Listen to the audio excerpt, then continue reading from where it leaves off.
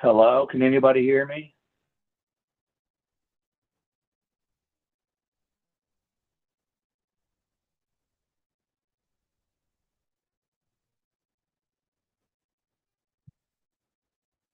Welcome and good evening as we turn our phones to silent. The City of Lamarque, City Council regular agenda, March 10th, 2025. Notice is hereby given that the City Council of the City of Lamarque, Texas will conduct a regular meeting on March 10th, 2025, beginning at 6 p.m. Council chambers at 1109 B Bayou Road, Lamarque, Texas, as well as via video conference hosted through Zoom. In accordance with section 551.127B of the Texas Local Government Code, the presiding officer and a quorum of the Lamarque City Council intend to be and will physically be present at 1109 B Bayou Road, Lamarque, Texas. This location will be open to the public, and the meeting will be broadcast at this location on Channel 16 and via YouTube. The council will meet for the purpose of considering the following agenda. The meeting has been called to order. Kiara, would you give us a roll call, please? Yes, sir. Councilmember District A, Present. Councilmember District B, Present. Councilmember District C is not with us, Councilmember District D, Present. and Mayor. Present. Thank you, Kiara. Let's now move to our invocation and pledge. We would ask that Mr. J.B. Pritchett lead us in our invocation, and Councilmember James Ross lead us in our pledge. And all bow our heads. Dear Heavenly Father, Lord, we thank you first and foremost for the God that you are. I pray that as we continue to do your work and your will in our community tonight, that we will do that in unison. We will do that in peace. We will do that in joy. We will do that in servitude. As we continue out, I thank you for all the blessings you've bestowed upon all of us as we continue to expand our community and your kingdom on earth as it is in heaven. I pray all these things in Jesus' name. Amen. Amen. Pledge allegiance to the flag of the United States of America and to the republic for which it stands, one nation, under God, indivisible, with liberty and justice for all. Thank you, Mr. Pritchett. Yes, sir. Thank you, Councilmember Ross. Proclamations. We have two tonight.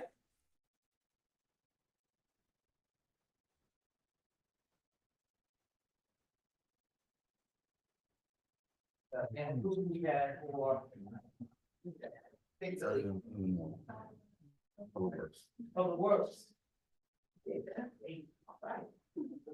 it just you tonight? No, sir, we have approved. Look at that handsome looking bunch of hardworking young men.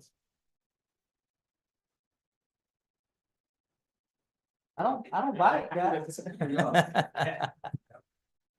Welcome. Office of the Mayor, City of Lamarque proclamation, whereas water is a precious resource that is essential for life and well-being of all living things. And whereas the average household loses approximately 10,000 gallons of water each year due to household leaks, which can increase water bills and waste valuable water resources. Whereas small leaks can often go unnoticed, but can cause significant waste if left unaddressed, contributing to water shortages and increased environmental stress. And whereas Fix a Leak Week, encourages homeowners, businesses, and communities to take time to check their plumbing fixtures, irrigation systems, and appliances for leaks, as well as to repair or replace faulty parts to conserve water. And whereas the benefits of repairing leaks extends to conserving the energy needed to treat and transport water, thus helping reduce the carbon footprint associated with water usage. Now, therefore, we, the mayor and city council, urge all citizens and businesses to join and hereby proclaim the week of March 17th through 21st, 2025 as Fix a Leak Week in Lamarque, and encourage all citizens to consider the value of water in work to ensure its use wisely, efficiently, and sustainably. Testimony whereof witness my hand, the seal of the city of Lamarque, this 7th day of March 2025, Keith Bell, Mayor. As many of you know, historically, there has been an issue in Lamarque with water loss. This is due primarily to the age of our water infrastructure and secondarily to water loss that happens when folks don't pay their bills and water theft and things of that particular nature. Here recently, we just got a report, Shannon, is that right? Where we were once over 60% water loss in our city. We are now under 40% water loss in our city. And so we are moving in the right direction. The government has taken its place, its role, its responsibility in ensuring that we capture water and use it wisely. Now it is incumbent upon us, each individual, business or home in this city. And so next week, you can get a head start, extra credit this week if you like. Let's check all of our fixtures, irrigation systems, plumbing, so that we can make sure that we're doing our part. Let's give this week a round of applause, ladies and gentlemen. I know you have something very powerful. I just want to thank my guys, with Ordinance. They've been out there. The fact that we've been able to reduce our water loss from 60, in the next report coming out, the next meeting is actually be 35% for the month of February water loss. It's just a huge testament to the work they put out there. I've personally seen them and signed off on the overtime, as they're out there throughout all hours of night during, extreme cold weathers, that we recently had, and when it's raining and in the middle of the day when it's hot, and it's out there trying to work and keep these lines repaired. It is a lot out there for the crews we have, but it's, of course, a work in progress, but we're moving forward and we're excited, and I'm just really proud of these guys and just happy for the work they do. Absolutely. Thank you. I would like for us to know, if you don't mind, your name. We always have public works employees up here and we never ask the names. You all are just as important as our police and our fire officers. So from my right to my left. I'm Oscar del Bosque. I'm the foreman for the water utility side. Caleb, utility thing. Caleb, you have a last name, yes? Howard. Thank you. Eslo Martinez, maintenance. Michael Jackson, Very good, very good. Congratulations, guys. And we appreciate you. We appreciate you more than you all can know. Give those guys a raise. Said one of the citizens. All right, I think Ms. Agatha wants to pick you guys.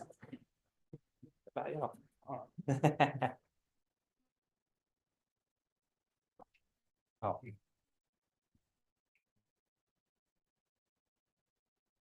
Very good. All right, now, this next proclamation, I was not aware of the depths of the issue that we have in this country when it relates to autoimmune diseases. I was not aware that 80% of autoimmune diseases affect women. And so this was brought to my attention by a good friend of mine who also happens to be a woman. And she is here today, and her name is Delon Delafosse. Would you please come forward, Ms. Delon?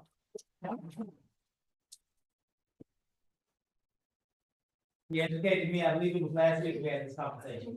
And certainly we did everything we could, Ms. Nance, to get this on the agenda because we want our residents of this great city to be aware of the issues that this country and our community are having with autoimmune disease.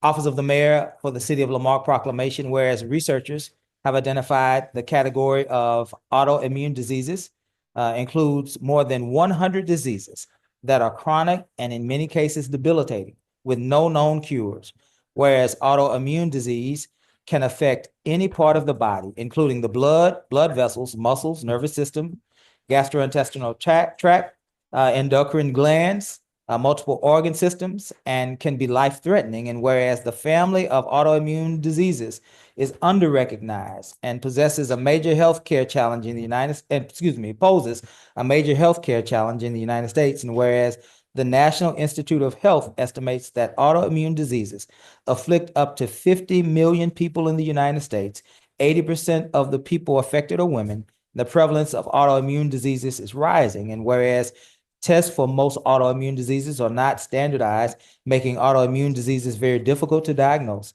And a study by the Autoimmune Association revealed that it takes the average patient with an autoimmune disease more than 4.5 years to get a correct diagnosis. Whereas designating March as Autoimmune Awareness Month would help educate the public about autoimmune diseases and the need for research funding, accurate diagnosis, and effective treatments. And now therefore, we, the mayor and city council, by virtue of our authority vested by the city of Lamarque, Texas, do hereby designate the month of March as Autoimmune Awareness Month in the city of Lamarque, and do hereby support the efforts of healthcare providers and education organizations to increase awareness of the causes of and the treatments for autoimmune diseases, testimony whereof witness my hand, the seal of the city of Lamarque, this 7th day of March, 2025. Keith Bell, Mayor. Let's give this day, this month, a round of applause. I want you to. This is Delon Delafos, and she is a longtime resident of this great city, Miss Delon. Yes, and I just wanted to say just really quickly, I'm an individual that suffers with an autoimmune disorder, and I won't cry up here.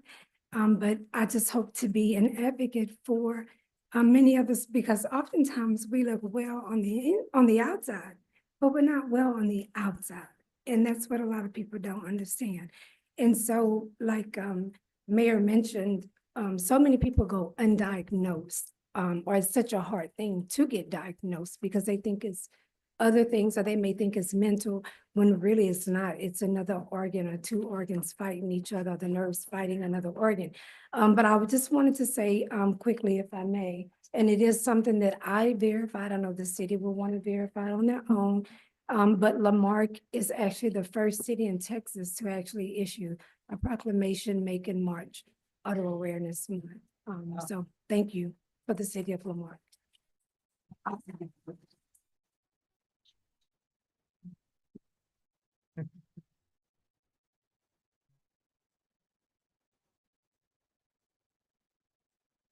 If that's true, Ms. Delon, that is awesome. We endeavor to be leaders here in this great city. And if we can lead the fight to bring awareness to this devastating issue, we definitely take on that challenge. Thank you. Now I move to citizens' participation, limited to 3 minutes per person.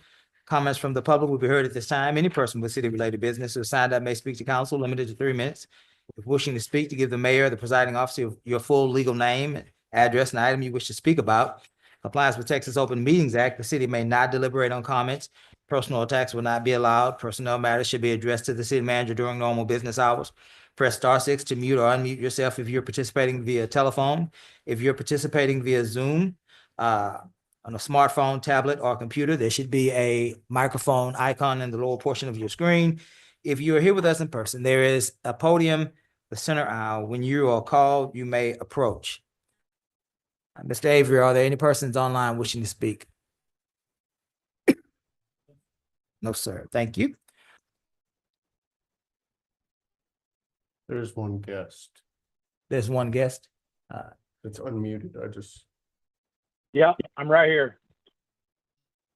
Can you hear me? Are you wishing to speak? Yes, this is Harvey Freebird. How y'all doing? All right. How are you doing, Mr. Harvey? Pretty good. I couldn't make it there today. I'm not going to give you my address. You know, I never give you my address. I do. I don't understand why you ask people to give up their Fourth Amendment right. To me, it serves no purpose other than to intimidate people to speak. And when you have a crazy nutcase like Joseph Lowry, who is known to harass people online if he doesn't agree with, like posting people's address, mailing stuff to people's house, taking photos of their house and sending it to them. He's done all these things to me. So I would like to see it stop, and I would like to see everyone stop giving their address. You're asking them to give it up. You're not telling them they have to. It's their Fourth Amendment right not to give their address. Now, with that being said, I want to talk about Joseph crying and whining on Facebook that the cops won't arrest me and the DA won't prosecute me. Well, I haven't committed any crimes, that's why. Joseph is out making a fool out of himself and live streaming with his phone number on his hat. And he wants me arrested because people are calling that phone number. It's ridiculous. He's the one that's live streaming himself, going on a manhunt looking for me, offering a $500 reward to anyone that can give up my location. He shows up where I'm live streaming, wanting to fight. He posts my address online, takes pictures of where I live and sends them to me. He mails stuff to my house. He's actually called my landlord and tried to get me evicted. He's the one that's stalking me. And I haven't done any of these things that he's doing to him. So he's the one that should be arrested, not me. People keep asking why I don't report him to the police. Well, I don't call the cops. I've had a bad history of things happening to me when I call the cops. When I was 18, I was beat up and robbed. I called the cops. The cops showed up and took me to jail for an unpaid ticket. They let the criminals go. I recorded Chief Roy trying to run me over in Galveston from the fire department. The cops were there and witnessed it. They had video and they covered it up. Police have never helped me, so it's their own fault. Next, I want to talk about the ordinance that Joseph Lowry tried to pass in that city to ban recording cops. Then he lied and said I shined a flashlight in paramedics' eyes while they were trying to save people's lives. He's a freaking liar. I have an entire playlist on my YouTube channel that documents he is a habitual liar. What's next? Is he going to try to ban religion in Lamarque? This guy's a joke. Joseph, if you're listening, tell your wife to stop texting me and leaving messages on my Facebook posts. And you're telling everyone I'm harassing her and threatening her. You're a joke. Stop lying. Thank you, Mayor and Council. Thank you, Mr. Freebird. Anyone else online wishing to speak? Mr. Justin McDonald. Welcome, Justin. Name and address for the record, please. Welcome. So I'm not gonna get into the whole history of everything. Most people know the history. You've got tree issues and neighbor issues where we're not getting along, and everybody here knows what happened. So my question is, what is the liability? Somebody, an individual resident was given the okay to cut down trees. They were told specifically, and I heard the crew, the city, tell the crew, her crew, not to touch the oak trees, but she butchered one of them in half. And then she sent another crew after she was done with that pine tree, that one pine tree she was instructed she could remove, with another crew several days later, and cut down 2 more pine trees, which she was not allowed, not given permission to remove. Okay, so where's the fine for doing what she shouldn't have done? And what is the city's culpability, liability in allowing this to happen for 2 different reasons? If that is a city right of way, should have been city crews doing the work. There's a liability in damages and insurance clauses. So that should have been a city crew out there doing that, or at least monitored by a city crew, which there was no supervision. So that's a whole different story for liabilities. 2, if that is a city and they want to claim that right away, which I've been mowing for 9 years, city hadn't done shit. They can't even repair the water leak, the road from the water leak. They've dug up 3 times to repair the leak, which is what compromised the tree to start with. Okay, so let's really open our eyes and look at what we're doing. We're allowing the city to take liability, which they don't need to step into, which they did. And then this lady sent the same crew out and cut down 2 more 100-year-old pine trees. Where's the citation? On top of that, the tree that did fall down, which was compromised by the water leak and the repairs, the trunk is still sitting there. So if that's city right away, when y'all gonna pick it up, clean it up? You know, that's from the storm. I'm not here to blame, point fingers, but these are real issues. These are real issues, and these are real mud pools that the city doesn't need to step into. Okay? If y'all are gonna do that and own that right away, you need to do it the right way, and not just let any resident that feels that's a damage to my room, to my house. Well, that tree was there before your subdivision was ever developed, lady. Okay, so stay off our road. Myself and both my neighbors, which constitutes 100% of the population in Pine Circle subdivision, want her just to stay in her lane, stay away, leave us alone. That's all I got. Thank you, Justin. Mr. Pritchard, would you visit with Mr. McDonald or have one of your staff members? Yes, sir. Thank you. Pastor James Daniels. Welcome, Reverend. Name and address for the record, please.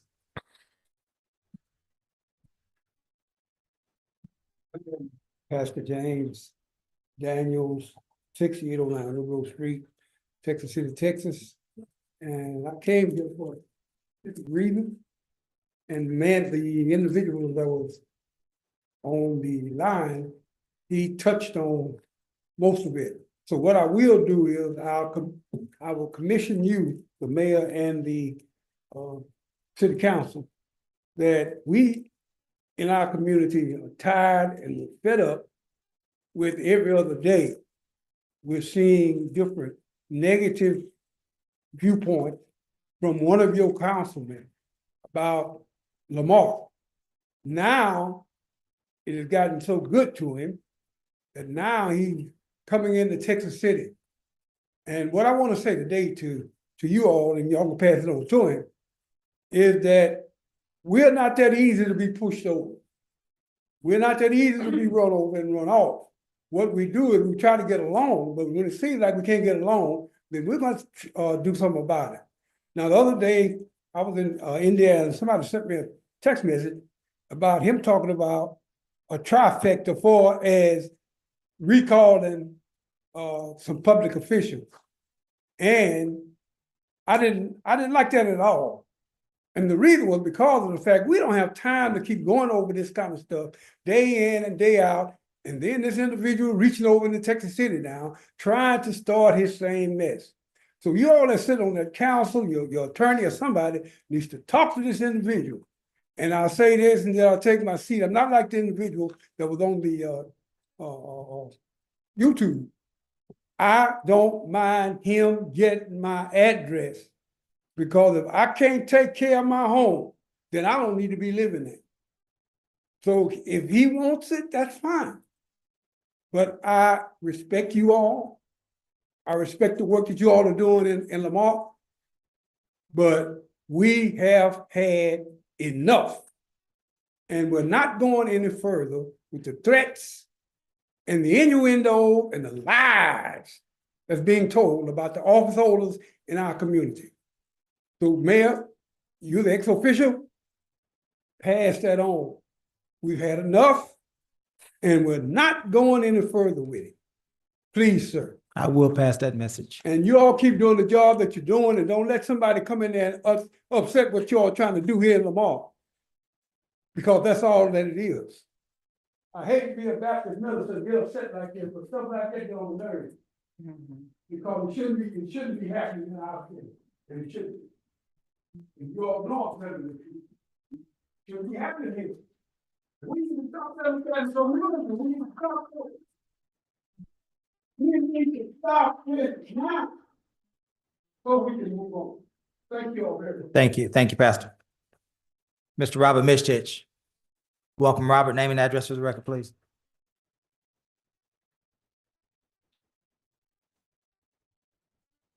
Robert Mitch, 24 North Curlew.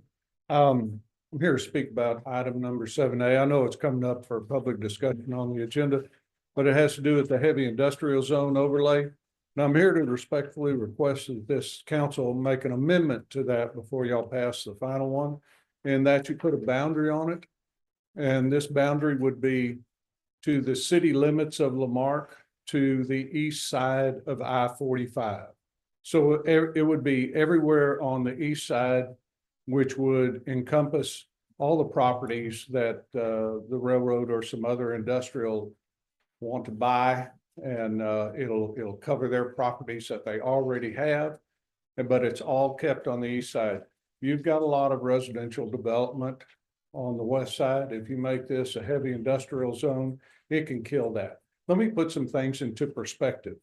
You've reduced the build back buffer zone to 250 feet, and I'm okay with that. But in perspective, 250 feet is just over 88 yards. That's all. So let's say if the dog track were to be sold and be an industrial complex or something, from the outside of the right-of-way across the street from it, including the street, to the right-of-way to the other side, you've got 2/3 of that 88 already. And so you add another perimeter lane or parking inside, another 20 yards, and you've got your 250 foot. And you look at it and you say, well, they're only 20, 25 foot inside. No, it's because of where the buffer zones are measured from. So if you put this amendment on there, you will protect those residents and you will protect future development, because no developer wants to come in if there's a threat of heavy industrial going right next door to them. And that's the truth, folks. You know, so I'm asking you to make that amendment before you pass this thing tonight. And it will cover everything that the railroad needs. It infringes on none of that. So the other one I have is on the ethics. I'm very glad that y'all didn't get rid of that ethics complaint form, because I have several more to file. And I've got them on each of you. And I'm going to request that they're all be made public, not in executive session, but be presented and debated among y'all in open session, so that we can see what your reactions are. And I also have a couple for the attorney if he's still here. Thank you. Thank you, Robert. Mr. Rashard Loftus, name and address for the record, please. Welcome, Rashard. Charlotte Loftus, Johnson Street. I don't have a problem giving out my address because anybody welcome. So first off, I want to speak to the district I live in, District A. I'm asking you all to take a ride through District A, look at some of the streets, the ditches, the trash, all of that, overhanging trees. I spoke to Mr. Pritchett and Mr. Merriman about it, and I'm quite sure they're going to look into it. They've been very good at responding to me when I reach out to them. So I want to thank them for that as well, Ms. Yancey as well. But there's a lot of work to do, and I'd like to see it get done. Also, too, y'all heard me talk out of turn back there in the back about giving Public Works a raise. I'd like to advocate for those guys getting a raise. We all in agreement that they're doing a lot of work. Everybody was clapping back there, so let's make sure that they get a raise. Budget season's coming up, so make sure we advocate for those guys. Don't leave them out. And then second, I want to talk to you all about the item on the agenda for executive session. And so it's been mentioned by the guy online, and Mr. Daniels spoke about it. For 4 years, we've been under attack in this city and neighboring cities as well. And everybody's tired of it except the people that's doing it. The DA, Jack Rody, has been derelict in his duties to prosecute this guy. He should have been in jail a long time ago for harassment and probably some other things, but harassment is one of them I know he should have been in jail for. People are getting tired of it. I was at the state capitol a couple of weeks ago, and I spoke directly in someone's office, and I put it in their lap, and I let them know that eventually somebody's gonna get hurt. And then, and only then, will people in that DA's office take a look and say, you know what, we should have put a stop to it. We should have stopped this. But then it's too late. It's too late when somebody gets hurt. I don't know who that's gonna be, and I prefer that it be nobody. But somebody's eventually gonna get hurt, because attacking people's families over and over, going to people's houses, following people around, putting bounties on people's heads for their locations. I know a couple places that he won't come to. I can guarantee you that. He can do all that while the police is on scene. That's what he gonna do. But I know a whole bunch of places he ain't gonna go. And if he do go over there with that mess, it ain't gonna look good for somebody. So you all as a council, y'all need to stand up. Stop being afraid of him if you are. Stop saying that, oh, people can say what they want in this dais and all the other stuff that I've sat back there and heard people say. I'm sick of it. Thank you, Ms. Loftus.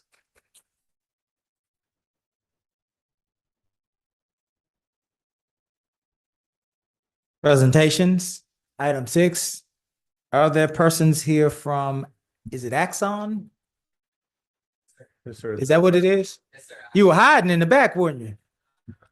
Is it Axon though? Is that right? All right, you may approach. We would need to know your name and your position. Welcome. Thank you, sir. First off, I appreciate you guys We're out of Arizona, so thanks for the hospitality of. Is that why we out in the? Yeah, it's a little cold in here based on, my Phoenix temperature. I'm just teasing. I'm teasing. My Well, name is Brandon Herrera. I'm an account executive for Axon that represents the city of Marque. So I've represented over 2,000 agencies these last couple of years, and pleasure to represent you all. welcome. Thank you, sir. You have a presentation? I absolutely do. You may proceed. Thanks, sir. If I may, just. Absolutely. This thing's even working. I apologize. This is just a memo to kind of kick things off. This has already been forwarded to deputy chief and chief to kind of get the ball rolling on Okay. this major presentation and Okay. intern contract. So basically I emailed them, I let them know that this is a urgent matter related to in-car cameras and body worn cameras. Currently 0 of our patrol units have fully functioning in-car cameras. LMPD officers are currently equipped with body worn cameras that are approximately 10 years old. 10 years old. All LMPD patrol officers are currently equipped with the Axon Body 2 that was released in 2015. The Axon Body 4, which Braden will be discussing, is the Axon's latest body worn camera, but that has already been out since 2023. Okay.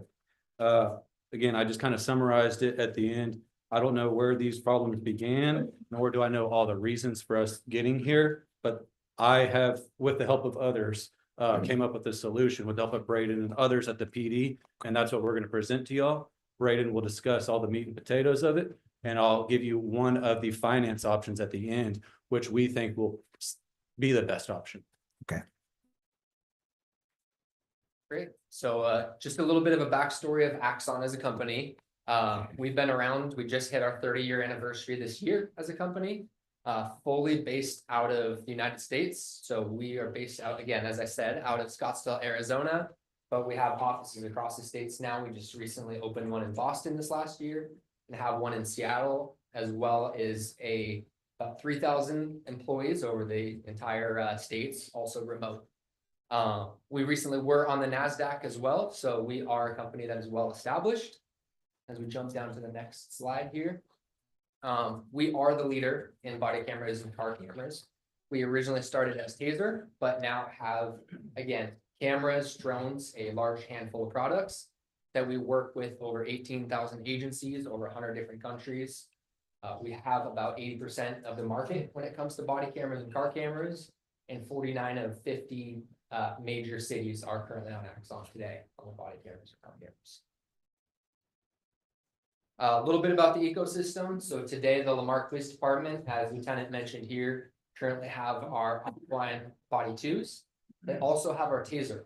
And so a big part of that is we are an ecosystem where the TASER they currently have on their hip today will partner with these body cameras and car cameras to where when a TASER is turned on in the field, it has the ability to turn on and start recording the body cameras for officer safety and transparency. Additionally, the body cameras currently right now are being stored on the software side on an offline server, which is susceptible to any natural disasters, lost video. This is all going to go into our cloud base, which is called evidence.com, which has never been hacked over 30 years as a company and is fully secure from any natural disaster. Again, we're manufactured in the States out of Arizona, so supporting local business when it comes to United States company. Fully manufactured and based out of the States. On the next slide here, again, I just wanted to paint a picture here. So currently today, as Lieutenant mentioned, you guys are on the Axon Body 2, which was released in 2015. This proposal includes a purchase for our Axon Body 4. But additionally, part of this agreement is, of course, as you can see here, we come out with new cameras every couple of years. Part of this new agreement is every 2.5 years, the police department is going to get new cameras, no additional cost as part of this proposal. And so it's always going to be the latest and greatest. So as we're talking 5 years from now, it's not going to be the same conversation where you guys are 5 years behind the ballpark again. It's going to be the newest camera on the market. And on the in-car camera side, it's every 5 years you guys are going to get the new cameras locked in at 2025 cost instead of 2030 cost. I just want to show you a little bit on the in-car camera side. So it is what we call our Fleet 3 is our newest camera on the market. It comes with a front-facing camera, an interior camera for the back passenger seat, all streamlining into evidence.com, which again is our software for security behind the scenes. And so I just want to highlight what this proposal comes with today. So this is procurement for 34 new Axon body cameras, which is going to outfit their entire patrol division. As I wanted to highlight again, is you're going to get a 5-year warranty. So as anything breaks out there in the field, they call me, I replace those at no additional cost, and you guys are getting new cameras every 2.5 years. Unlimited storage, so we're not going to have to go back to council a year or 2 years down the road asking for more funding towards storage. Both of our sides come with unlimited storage. The last thing I wanted to highlight is these cameras out the box would come with live streaming and GPS tracking, as well as two-way communication for dispatch and command staff to be able to access while the body camera is recording. So it's not designed to be a big brother situation, but promotes officer safety. If an officer many times is on scene alone, this allows them to quickly get voices on scene and see what that officer is going through if they're not responding. On the car camera side, it's a procurement for 27 fleet vehicles that are going to be refreshed every 5 years. And on both sides of the house, we're going to come on site, install everything, and train full on site. So the agency has full comfortability rolling these out straight out when they start the program with us. The last piece here is, as the #1 provider when it comes to body cameras and car cameras, we are dedicated to you. We have a 24-hour call support line. Takes less than 2 minutes to get through. If there's any technical issues we ever need to work through for the next 5 years, we have full access to that, as well as an over 120-person team. Again, a handful of those are going to come out, we install everything.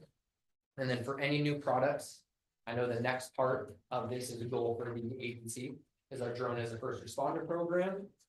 That's something that is going to fully integrate in the system, and then any software we can always trial once they start to roll up.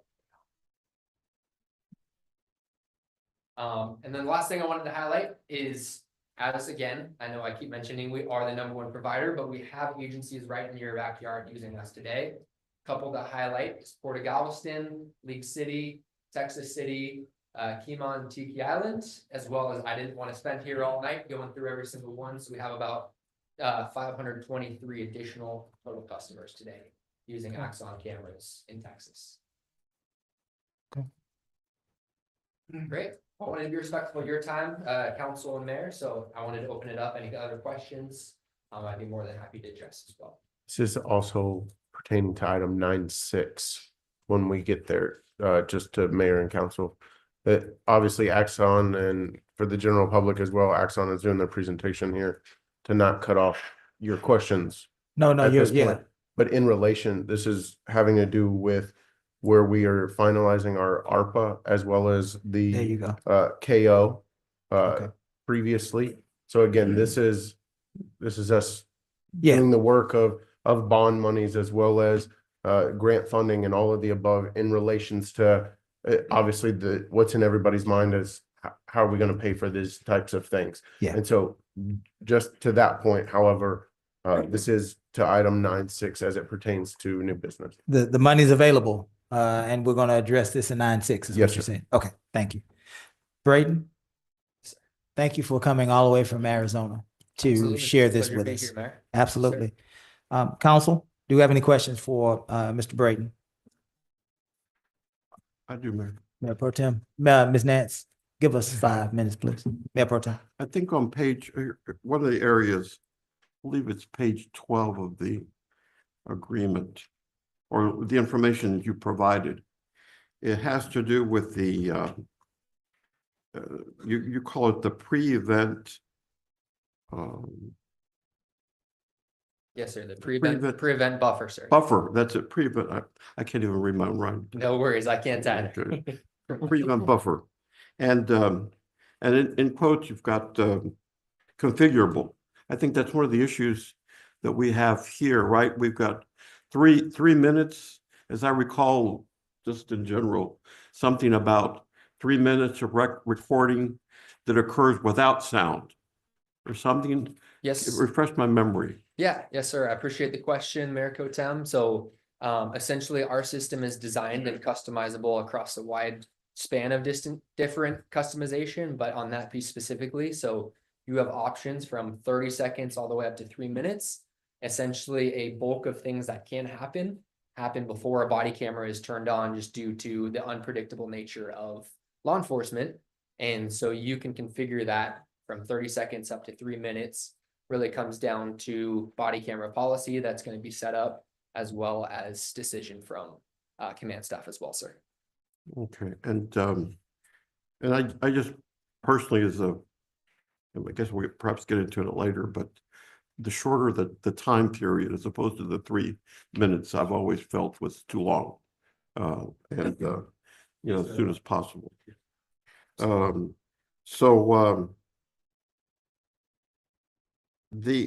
you mentioned this with regard to the vehicles, it's the front and the back seat, not the back of the vehicle, right? Yeah. Yes, sir. And those can always be added after the fact. Out of the box, it comes with the one that faces back passenger seats. Okay. I think that's what it was that area I was focused in on. Thanks. Absolutely, sir. Thank you for the questions. Thank you, Mayor Pro Tem. Anyone else? I just had a question. You said something, Braden, about a taser being activated, signaling the start of the body camera. Yes, sir. I assume that the body camera, help me out, guys. I assume that the body camera started when officers approach vehicles. Is that how it works? Or do y'all have to manually turn them on? Yes, sir. And I can get this booted up for you as well, but there's a couple different ways, Maribel, that this body camera can be started. The first and foremost one is this boots up is an officer that'll have this on their chest. So when they get out of the car, y'all automatically, normally, is that how it works? They stay on there. And so typically, sir, Turning it on. So with the in-car cameras, what that comes with when our team comes on site is we install triggers to where the body camera and car camera can flip on automatically based off lights, siren, speed, crash. Right. Those are customizable to the agency. And so the body camera will, in theory, be turned on if a car is involved with the car camera. If not, a taser can also turn that on for additional measures if somebody is not utilizing a car camera. And then the last thing here, out of respect, I won't record you here, but I can double tap this and it's going to turn on my body camera here as well. Okay. Start recording for situations it doesn't get triggered. So the answer to my question is, as of right now, our officers are having to manually turn it. Okay, that's what I wanted. Yeah, sorry, sir. For the body twos, Yeah. that is how it is today. Yeah. I was wanting to know what we are doing currently. Absolutely. Yep. Thank you. Yes, sir. Again, Braden, thank you for this information, for this presentation. Excellent. I think that it gives us a lot to think about, and certainly we welcome you to stay put because we are going to revisit you, I'm sure, later on in the meeting. Absolutely. Appreciate the time, Mayor and Council. Thank you. And sir, that would be the time to give you the summary of how we would plan on paying. Yes. Yes. Thank you. Yes. Unless you got it in your pocket, Lieutenant Anders. If you'd like me to, I can say it now. No, we'll wait. I'm teasing. I thought you might have had that in your front pocket. If so, then We're problem ready to go. solved. He's done a fantastic job on this, by the way, sir. So. Sit tight, Anders, because we want the community to hear it when we're voting on it. Thank you. Let's move now to public hearings. Gus, if you don't mind, I'm going to read all three of these and then we're going to take them. Very good. Public hearing, item 7. Conduct public hearing to hear public input on, Ms. Nance, we are closing the regular meeting at 6:48. 6:48. We're opening the public hearing at 6:48. We'll hear public input on 7.1, ordinance number letter O-2025-0003, creating a heavy industrial zoning district. Item 7.2, ordinance number letter O-2025-0004, approving the rezoning of property owned by Cotter and Alexander LLC from residential R1 and commercial C1 to light industrial L1. 7.3, ordinance number letter O-2025-0005, amending the Code of Ordinances the city of Lamarque, Texas by amending chapter 42 impact fees, providing rules and regulations governing the same within the city, making other provisions related to the subject, and providing an effective date. Now, are there any persons online or in the audience today wishing to speak to item 7.1? I see you, Mr. Mishtich. You may approach. Any other persons wishing to speak to item 7.1? Any other persons wishing to speak to item 7.1? Mr. Mishtich. Yes, sir. Robert Mitch, 24 North Curlew. It's the same as what I spoke before about creating this with an addendum so that it is limited to the east side of I-45. That will provide properties that have already been purchased to be included in that zone. And they're closer in proximity to the existing refineries that border 146, in which properties are already being absorbed in District D, District C, District A, but it's all kept on that side. And that's the progression of things, because there's no other place, for the railroad or any of the others to expand.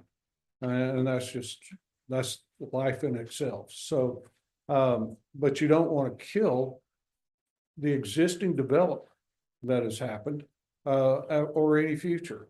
Whether you're a restaurant or a residential developer or existing ones that live there, they're not going to want to drive by an industrial site. You'll turn Lamarque into nothing but an industrial site, and that's going to be bad for everybody that's here. It'll kill it. You may not see it in 10 years, but it'll happen. In 15 years, you're not even going to recognize this side coming down Highway 3. It is changing. And we don't need that for people that have invested, Painted Meadows, Saltgrass, Delaney Cove. We've got 2 more subdivisions over there. And what's the new one that's going into that they want to build down by Highland Bayou? It sends the wrong message, and it's a very easy fix. It will not encumber any of your legal negotiations in your suit. Won't have any effect. It'll still give them everything that they need, plus, but it protects that west side of town. And I'm not speaking for me where I live, because it's not going to happen right next to me. But I have been speaking to my other counterparts, and they're very concerned. So that's what I've got to say about it. And you notice that the buffer zone, I illustrated that so that people have it in their mind. 250 feet, I get it. 500 feet's a pretty good ways, and you chew up a lot of property like that. 250 feet, not good. But when you really consider how that 250 feet is applied using the right of ways and the roadways and everything, you're not taking that much of the property, and that can be parking lots. And that was previously discussed. So, it's still going to be right there. Dog track itself it could house an industrial site easily.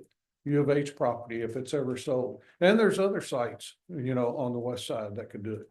But all of that will impugn the existing development and any future. And that's what I'm asking y'all to do, is to protect this city. That's what you were elected to do. Thank you. Thank you, Robert. Anyone else to speak to item 7.1? Very good. Let's move to item 7.2. Any persons online or in person here with us today wishing to speak to item 7.2? Any persons online or in person with us here today that wish to speak to item 7.2? Hearing none, we'll move to item 7.3. Any person online or here with us in person today that wishes to speak to item 7.3? Any person online or here with us in person today who wishes to speak to item 7.3? Hearing none, we will close this public hearing at 6:54. And reopen our regular meeting at 6:54. Item 8, old business, items presented to council for discussion and possible action. Ordinance 81, ordinance number letter O-2025-0003, creating a heavy industrial zoning district. This is the second and final reading of this ordinance. I will entertain a motion. So moved. Is there a second? Second. Any further discussion? I Let's put, Kiara, let's put, this is a big one. Put 7 minutes on. Mayor Pro Tem, you have the floor. The Mayor, I would like to ask council, if I asked it to be amended to include the boundary, which was the original intent, the boundary of the footprint basically of Main Street, 45 Cedar Road or 45, and then the highway, what is that, highway, 146 on the other side, that triangle. Would that jeopardize this ordinance as we've? It would represent a substantial or a substantive change, and we would have to put it back in the newspaper for a public hearing and do this public hearing we just did and do second reading again. And if council would like to hear from me or from the city's TML appointed counsel, John Hightower, on this about the practical effect of that, I'm happy to speak on that as well. The practical effect of adding that boundary. So, I mean, that was proposed as giving the residents across the freeway some assurance that it's not going to happen over there. That would be false assurance, because what the proposal is, you would adopt something, put something in ordinance saying we can't change it. Well, all you would have to do to change it Is amended. is adopt an ordinance changing it. So the assurance they have is if somebody wanted to rezone property on that side of the freeway to heavy industrial, they have to come to you. They have to persuade you that that's in the interest of the city to do that. That's their assurance that they have. But it would be false assurance to put something in an ordinance that said you can't do something when we know you could anyway, even if you put it in the ordinance. That's the. Well, let me ask you, the procedurally, as in terms of a next step, if and when the railroads comes up with a proposal of use, at that point, they're going to represent to the Planning and Zoning Commission, correct? Yes, what is before you all tonight is just a text amendment to your zoning ordinance. The railroad, not to speak for them, should this be adopted tonight, will present an application asking for property that they own on the east side of I-40 or on the east side of I-45 to be rezoned to this heavy industrial zoning district. And that would start with an application to developmental services that would be put on a Planning and Zoning Commission agenda. There would be a public hearing at the Planning and Zoning Commission. A report would be prepared by that commission and sent to you all. And then we would have an ordinance with first and second reading and a public hearing at the council level as well. Well, so at that time, establishing the boundary, I think is necessary. When the railroad, when any property owner asks to rezone their property, they have to tell us what they want to rezone. Any applicant, should this applicant request a rezoning, they will identify the property. Typically that's done, we refer to Galveston County CAD numbers, their account numbers, just because that's easily searchable. But the railroad, again, not to speak for them, but I think they actually intend to present a survey. So that would be attached to the ordinance. Well, I share former council member Mishna's concerns that I don't want some future developer that's already made an investment on a planned community, for example, or even building houses in the original footprint of Marque, to feel that we're threatening that particular investment that they have. In my mind, in the discussions that we've had collaboratively with planning and zoning and with the railroad, is that the intent was this area is intended to represent that heavy industrial area. Well, someone has a current plan, whether it's on that side of the freeway or this side of the freeway, and they meet the current zoning, then they would have theoretically the same concerns about how you're going to change it from multifamily to single family or something like that. This is no different than anything else. If property is currently zoned for particular use and someone comes in and starts the process, and the city would have a very difficult time changing the rules for that property. So people that already have ideas about what they're going to do on the other side of the freeway, there's no danger that a future council will frustrate those plans by suddenly rezoning property over there differently than the property owner wants in the first place. I mean, that's a very rare thing for a city to say, you want to do an apartment complex, this has happened, but you want to do an apartment complex, we're rezoning you to single family residential, so you can't do an apartment complex. But generally, you know, you're not going to rezone property unless someone comes in and says, hey, this will be the city, my benefit, the city's benefit, everybody's benefit to rezone my property. Would you please rezone me to heavy industrial, multifamily, whatever? So nobody who owns property is really at any risk that the city, at least if the city acts like other cities, the city's going to unilaterally rezone their property. And again, it would take a zoning ordinance. And the problem with Robert's suggestion about what doesn't work is you can't really tie your own hands. If you put in this ordinance that you can't rezone property on the east side of the freeway to heavy industrial, that's not worth the paper it's written on. You cannot, the courts have said you can't tie your own hands. The next council could come back the day after and say, okay, we're starting the process to rezone this property. And, you know, again, they have to adopt an ordinance to do that. So the latest adopted ordinance would control. So I think I think you're doing the citizens a disservice if you lead them to believe that because you would adopt an amendment like that they don't have anything to worry about. I think the reason they don't have anything to worry about is it just doesn't make a lot of sense. And it's very unlikely that the council is going to want to rezone property, especially that's near residential property or property that's suitable for residential development, that the council is going to unilaterally tell them they have to put heavy industry in there. Yeah. Okay. Anyone else? We can't let you in, Robert. You know that. We can't let you in at this point. We have passed the public hearing. I will say this, as far as I know, Mr. Pritchett, you can tell me if I'm wrong. Gus, you can tell me if I'm wrong. There's no development that has been asked about or even inquired about. I'm gonna finish this and then move on. Of any heavy industrial. As far as I know, Mr. Pritchett, tell me if I'm wrong. Wrong. There's no development. Mute, please.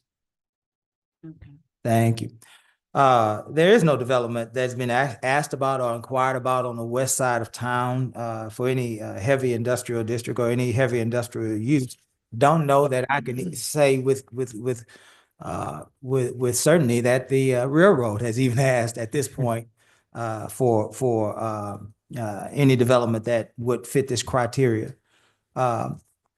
And more importantly, what I wanted to share with this council is all of this would require a zoning change. And so in essence, if there was a property on the West End, pick one, doesn't matter, Walmart, whatever.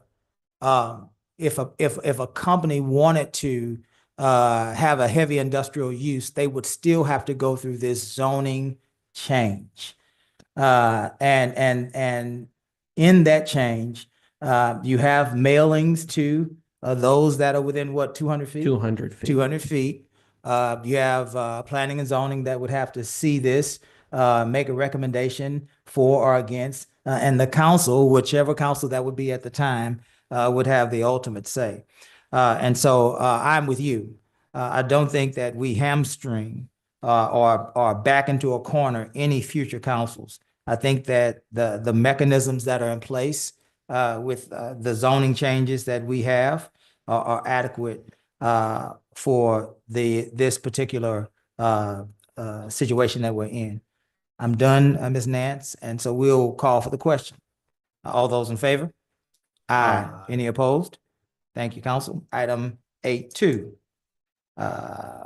Ordinance number letter O-2025-0004, approving the rezoning of property owned by Carter and Alexander LLC from residential R1 and commercial C1 to light industrial L1. This is the second and final reading. I will entertain a motion. So moved. Is there a second? Second. Any discussion? This is the Land and Sea property, is that right? Yes, sir. And they are requesting a rezone for expansion. That's good news. Yes, sir. And so let's call the question. All those in favor? Any opposed? Item 8.3, City Attorney Services, and Gus just left the building.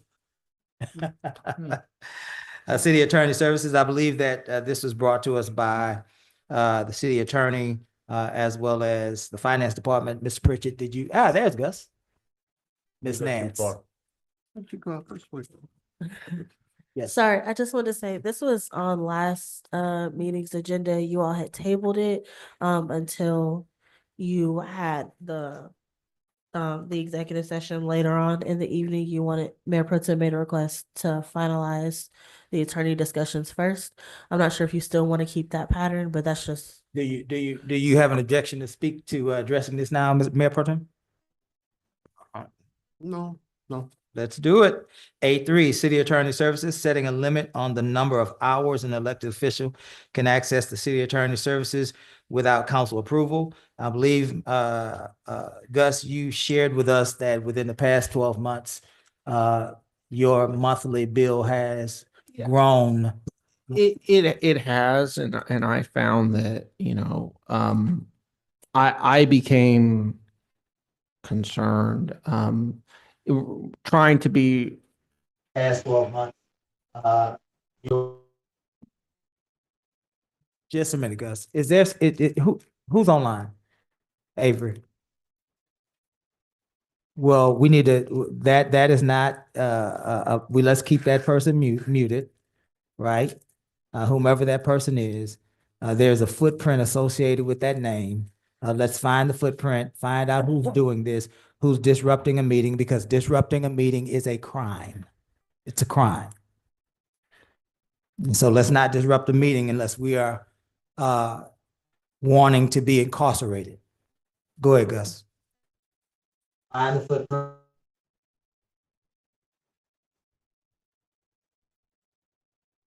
Mr. Pritchett, if it happens again, I would expect that you would direct your police department to investigate who's disrupting our meeting and report that to the district attorney.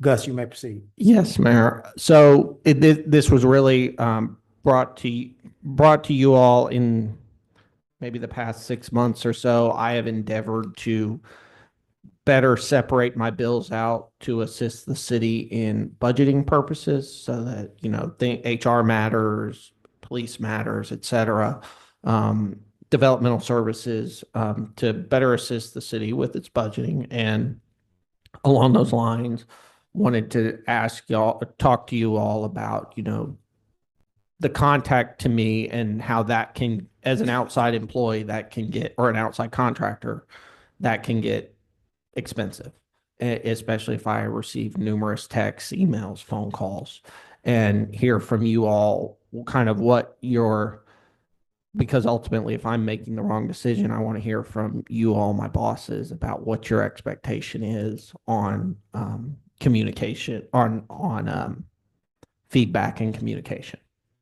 So that was, if I bill the city hourly. So if y'all wanted to set an hourly limit per week, per month, per year, or however, and I would say that's not unheard of. The city, maybe it was 2 years ago, adopted a ordinance on open records and time spent on those. So this would not be out of the ordinary for the city. And that ordinance, the open records, that comes from the government code. So it's not something that Kiera or I came up with out of nowhere.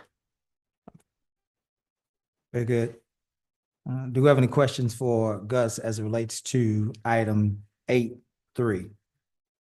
I wanted to propose an option to go along with that, where we convert each district's budget into an operating budget, combine everything, and we literally nickel and dime ourselves so that it's transparent to our citizens where we are spending our money for the district. So if we are talking about limiting a council person to 3 or 4 hours, then adding $1,000 a month to each district's budget. And then when they use that, they have to come back and ask for more money, and it will be shown on their district page on what they have spent their money on.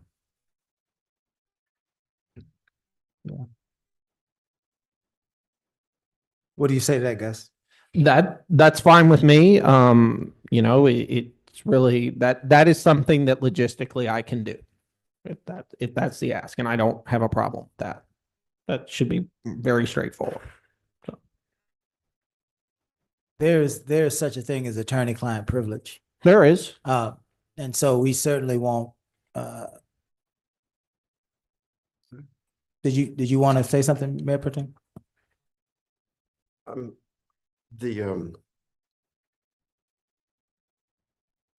don't know if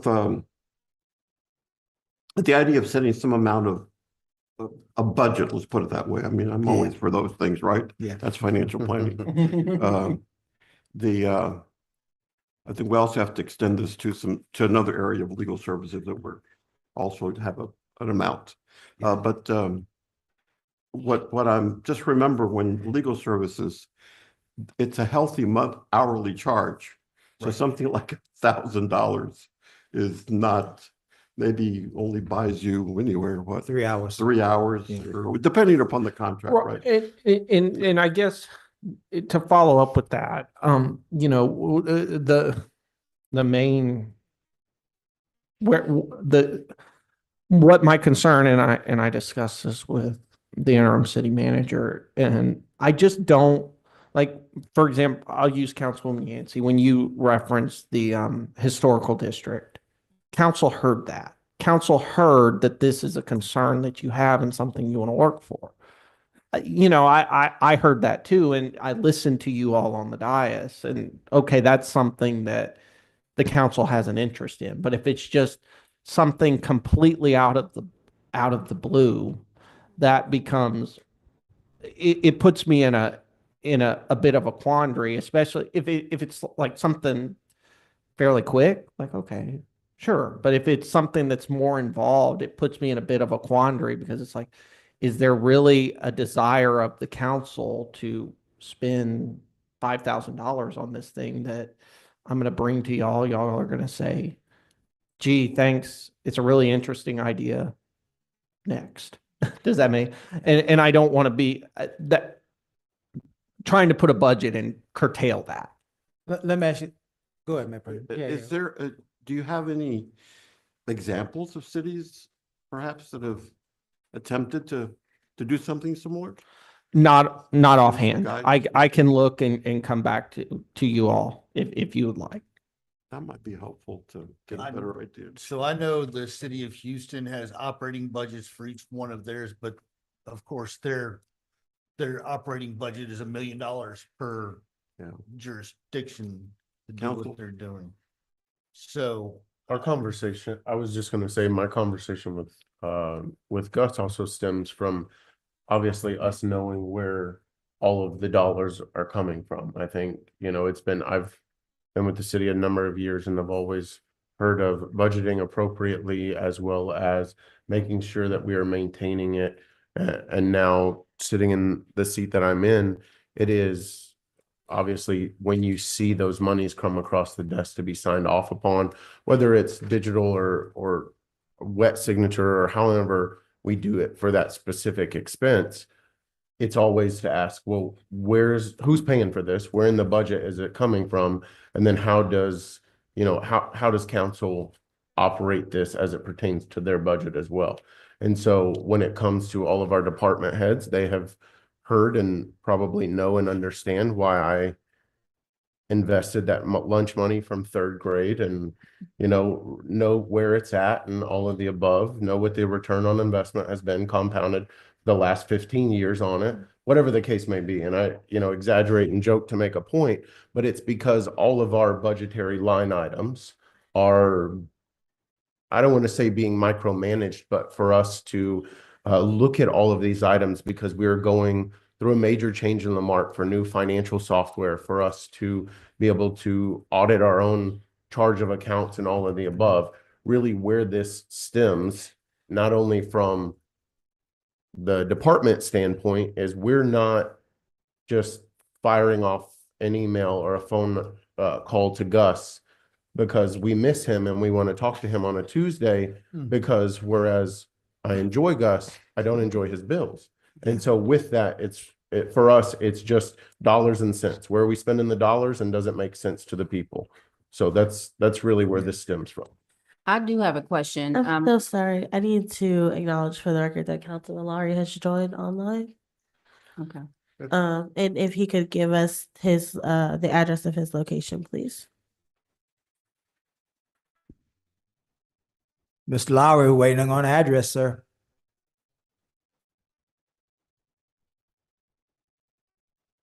Mhm. Can you hear me now? Yes, sir. Yes.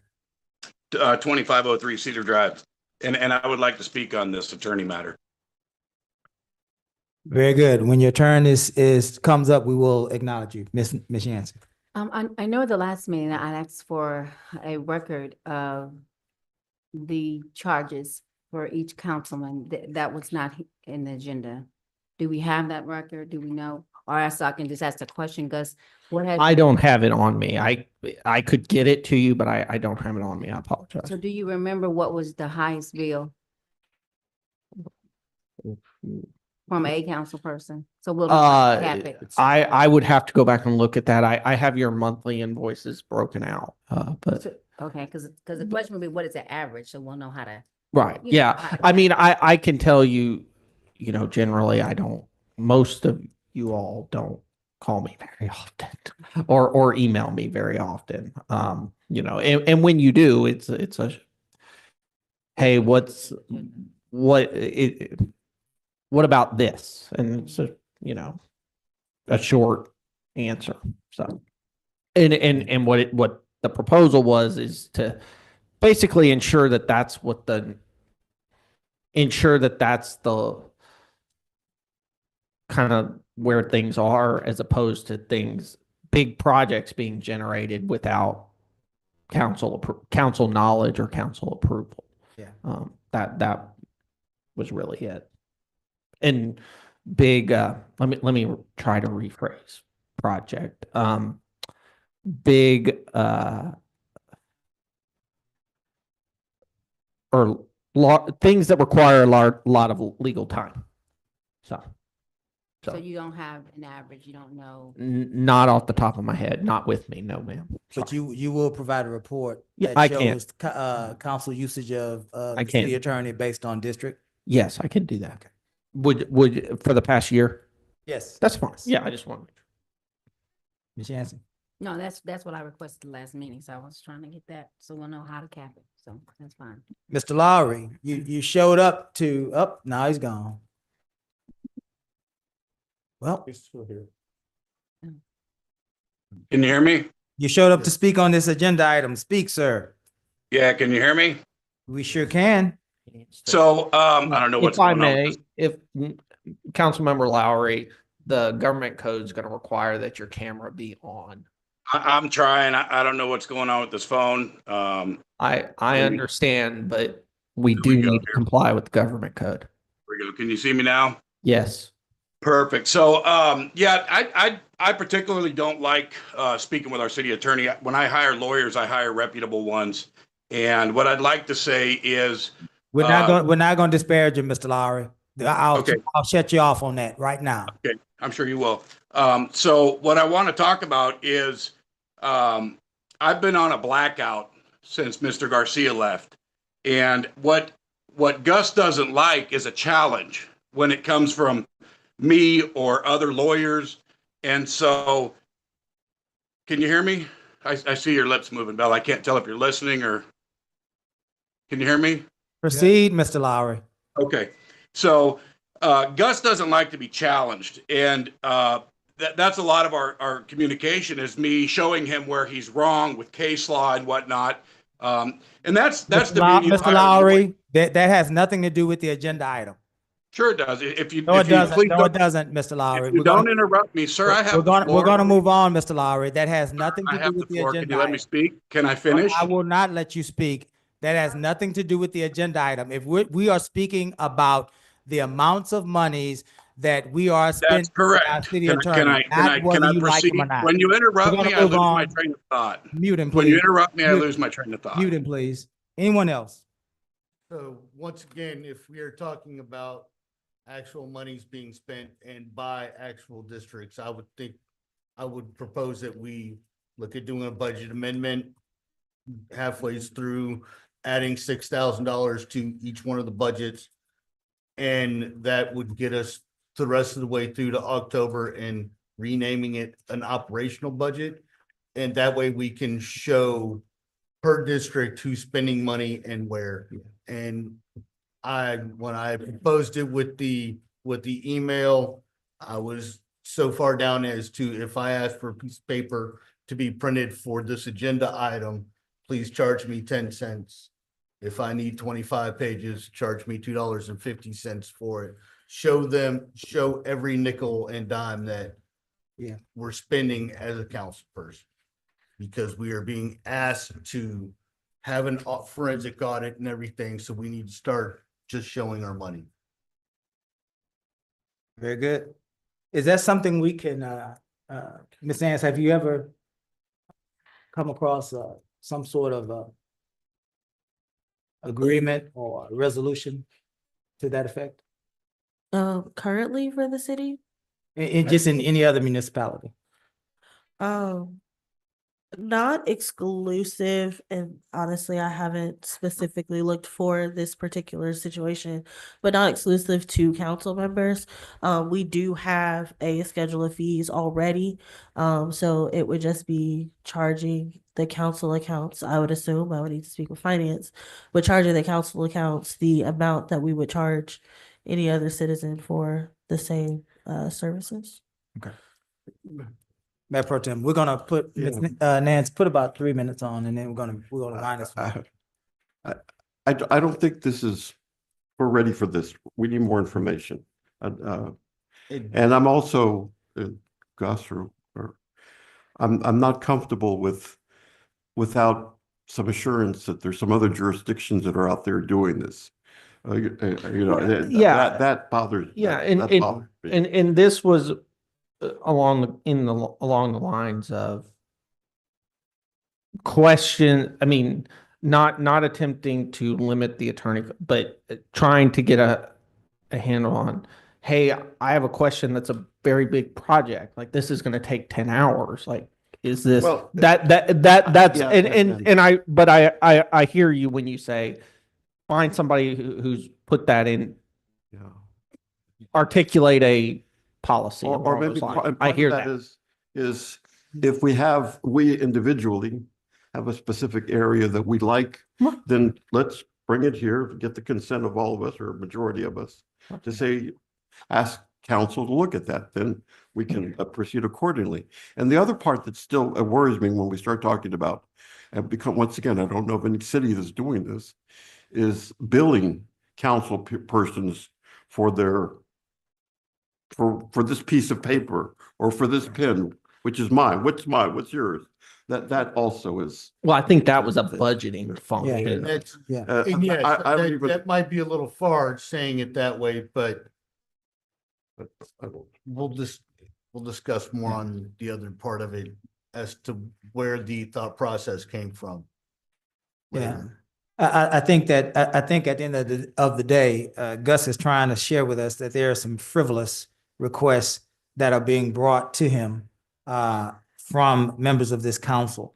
And we have to be able to curtail that because it's costing taxpayers dollars to continue to bring things to him that aren't actionable, things that are not the consensus of council, and things that council has not directed him to pursue. And so I believe what Mr. Ross is trying to offer is a cap. There is a routine, day-to-day opinions that we would need to address Gus concerning as it relates to council meeting issues. And within 3 hours a month, those issues should be addressed. Now, let's say that they aren't addressed in 3 hours. Then Gus and that council member or myself, whomever it might be, can bring those items to this agenda, and the council can vote to increase the time that particular council member would have to discuss those items. But what we cannot do is we cannot allow for our the budget that we have passed for our city attorney and professional services to continue to be exceeded over frivolous requests. That will not happen. Anyone else? So it sounds like Gus, you need to give us a breakdown of hours that each council member has used. It sounds like Ms. Nance, Gus, we need to bring some language back for this council to entertain, so that we can suffice and satisfy Mayor Pro Tem's concerns about language, what it looks like, and what the goal is of that language. Anyone else? If not, we're going to move on. Next meeting, Ms. Nance? Next meeting, Gus? That's fine. Thank you. Item 8.4, boards and commissions, appointing, reappointing, and or removing members of boards and commissions and committees. City Clerk? Yes, sir. The last week has been a eventful one for boards and commissions. We were informed of the passing of one of our planning and zoning members, as well as one of our Economic Development Corporation members resigned as well. These are two very critical boards that we would like to have those reappointed as necessary, as well as I believe Councilmember Ross has an appointment as well for the cemetery board. Park. And yes, and parks. We did. Thank you for reminding me. We lost a member of our parks board as well. And building standards. I believe, I thought we had already made that adjustment, but yes, parks and building standards. We lost a lot of members since the last since the last meeting. All right. Does anyone have any appointments that they would like to make tonight? No, but I would like to see the applications for people that want to serve on the board. Okay, so there is a list that's included. If you want to see any particular ones, let us know. We made that request, that change about 2 years back based on some recommendations of the applicants because of the information that was included. I need to see the ones for building standards, ordinance review, and planning and zoning. Yes, ma'am. I do have a nomination, nominating Mr. You have his application? Yes. Mr. who? Mr. Young, Robert Young, as an appointment to the Parks Board. Mr. Robert Young. Yes. You have an address for him? Yes, it's on the application. Okay. Yes, sorry. He lives in Delaney Cove. It was printed for us.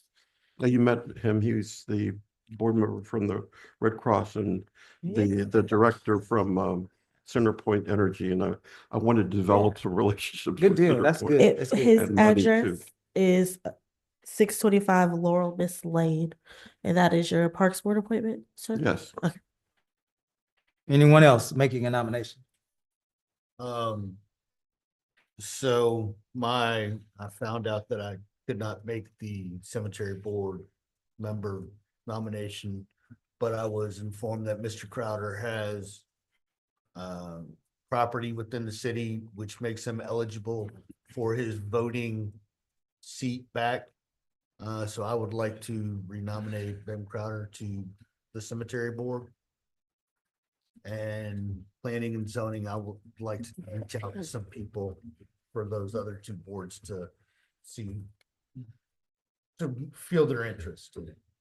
Very good. So tonight, there's a reappointment of Bim Crowder. Yes, sir. We have Mr. Young, Mr. Crowder. Do you have anything? Not tonight. I need to look at that. Is Mr. Lowry still with us?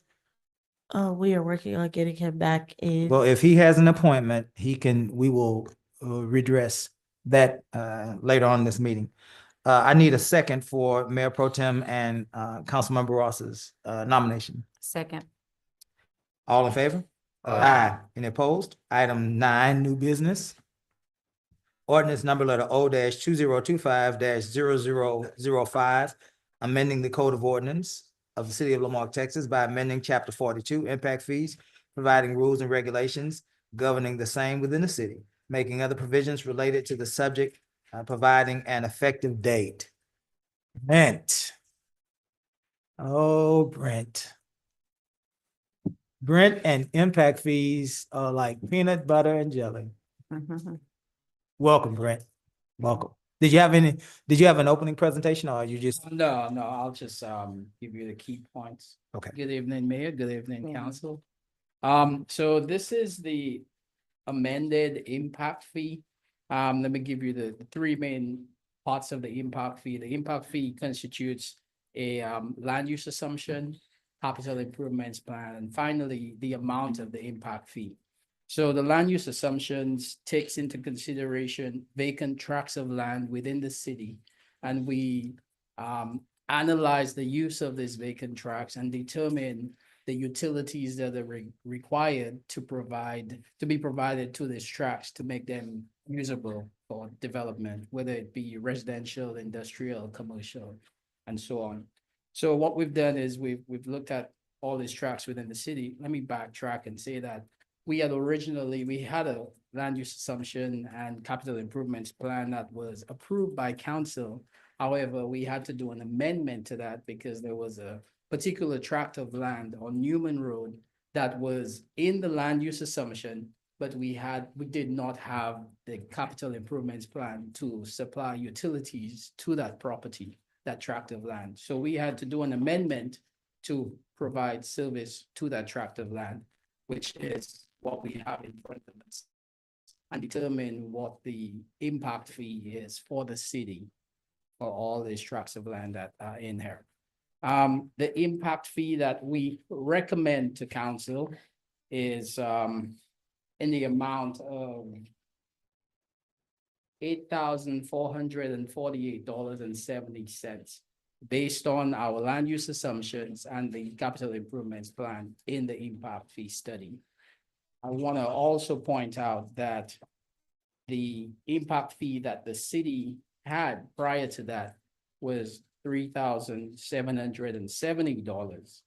I also want to point out that surrounding cities have the impact fees range from, and I'll go through a list that I have here with me as information for council. Alvin with 9,200. Pearland with 9,265. Lake City with 14,825. Sugarland with 6,606. Friendswood with 4,227. Manville with 9,548. Galveston with 6,922. Iowa Colony with 6,300, and Texas City at 6,675. And this is just information that I'm providing to you to guide you with our recommendation for the impact fee. Sure. Were you done, Brent? Yes, sir. Thank you for all of the information that you shared with us. I have some heartburn with this 84, especially I had some heartburn before because I'm getting in conversations with home builders. They're pulling out, some of them are pulling out of the city because of impact fees. And I wanted to share that with you. Which I know that this is just your recommendation and we can do whatever we want. So we get that. Give me one more minute just to elaborate on. Sure. Yeah. Sure. So I just want to add that the city has to pay to provide services to these properties. And they're able to do so using the impact fees. I just want to add one more thing, that there are some projects that are going on in the city of Lamarck, like the Main Street water line. And these projects are being paid for from impact fees collected. So that's my take. Yes, sir, we understand. But it's a recommendation. Yeah, yeah, sure, we get it. Mayor Pro Tem, sound like you were grumbling over there too. Did you wanna? Kiara, let's do 5 minutes. Mayor, you and I both share that concern. Yeah. We are getting reports from developers that builders are, we've already had the builders pulled out of some of the developments, and impact fees have been one concern. But I'm going to begin with one point, and there's a lot of things that Lamarck perhaps has a reputation for, but one of the things I always encourage people to know, it is one of the most affordable cities in this county and in this jurisdiction. That's why it made, for the real estate purposes, one of the hottest markets at one point in terms of affordability, home affordability.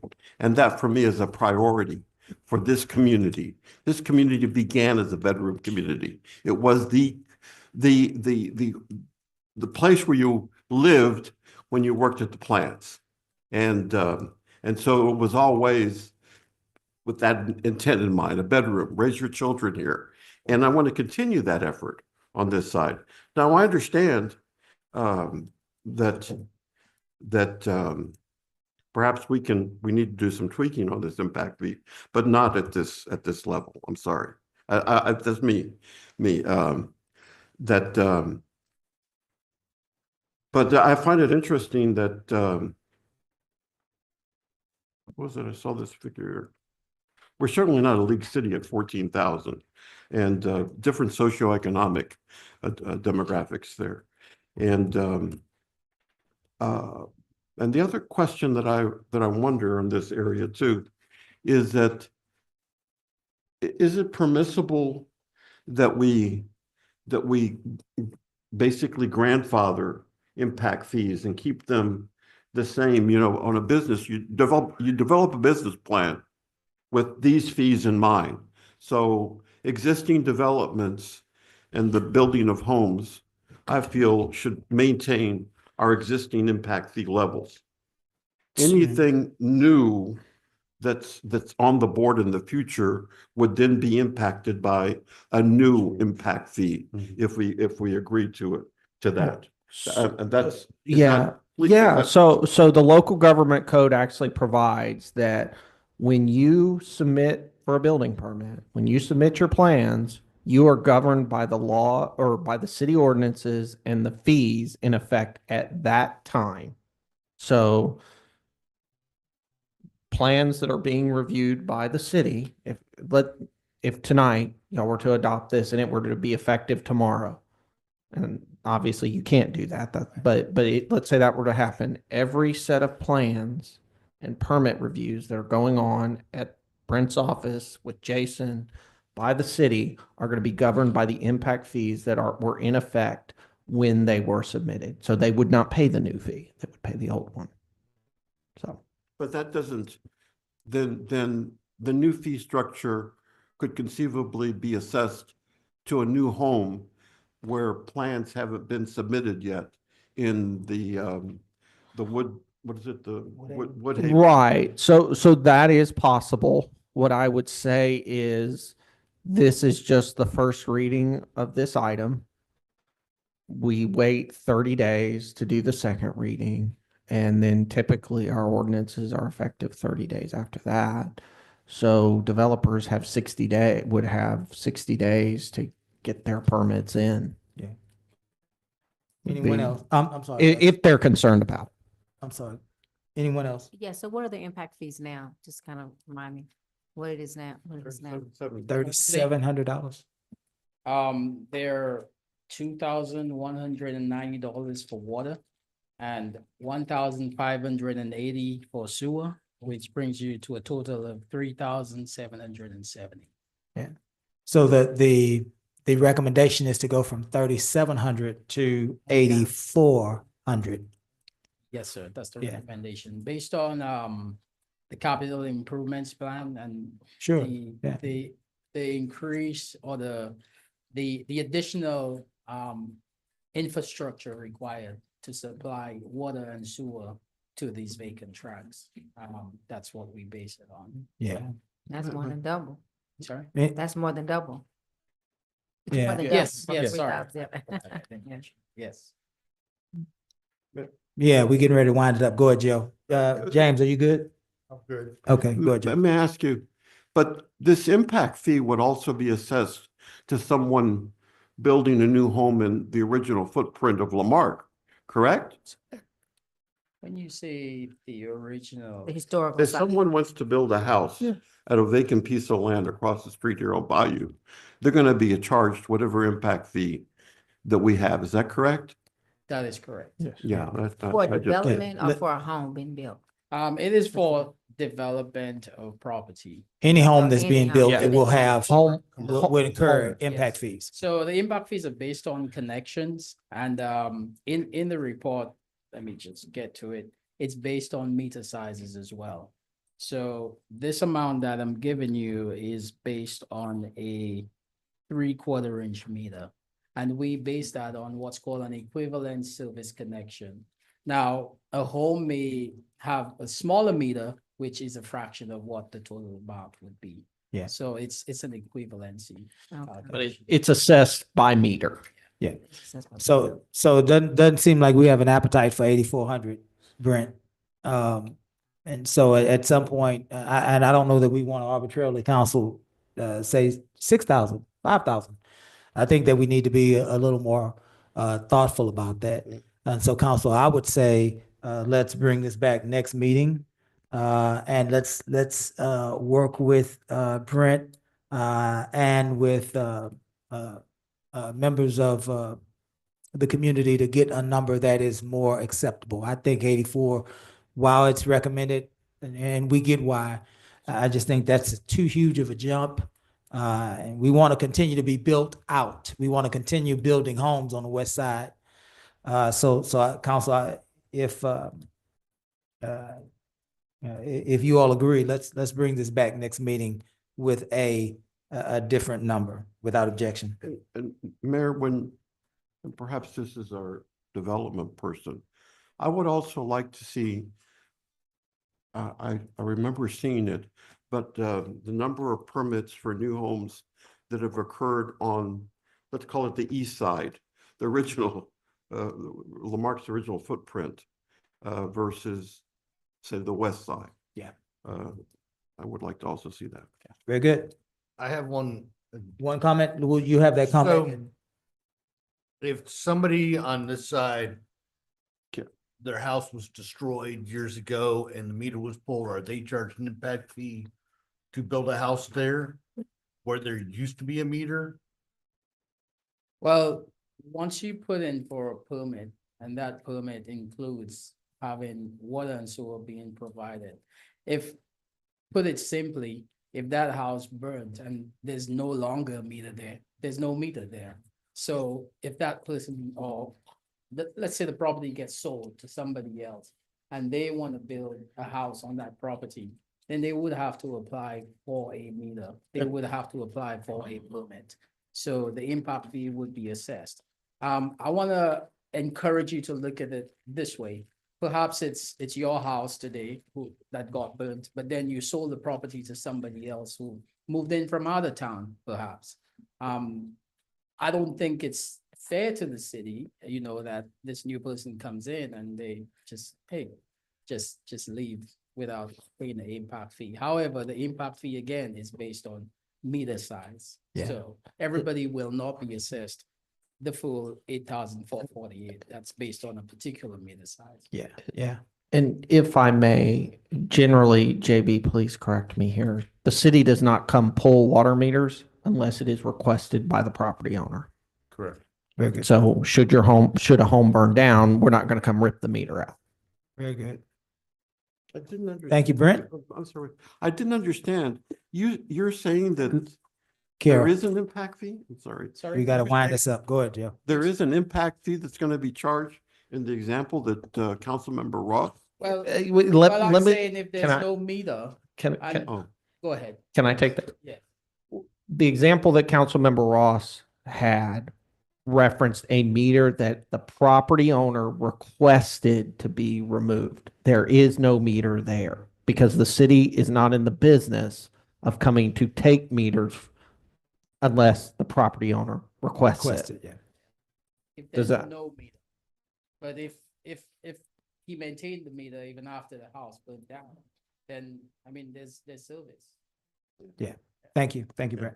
Yeah, we'll bring it back with a number that I believe the council can live with. But thank you for the recommendation. But we have a city to build up, Brent. We need homes, right?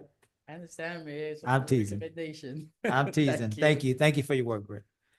Item 9.2, resolution number letter R-2025-0016, submitting an application for the no match Lone Star grant. This is police and fire. Mr. Pritchett, did you want to elaborate very quickly? I'll ask both police and fire chiefs to come up. They're just back there sitting comfortably. Mr. Pritchett?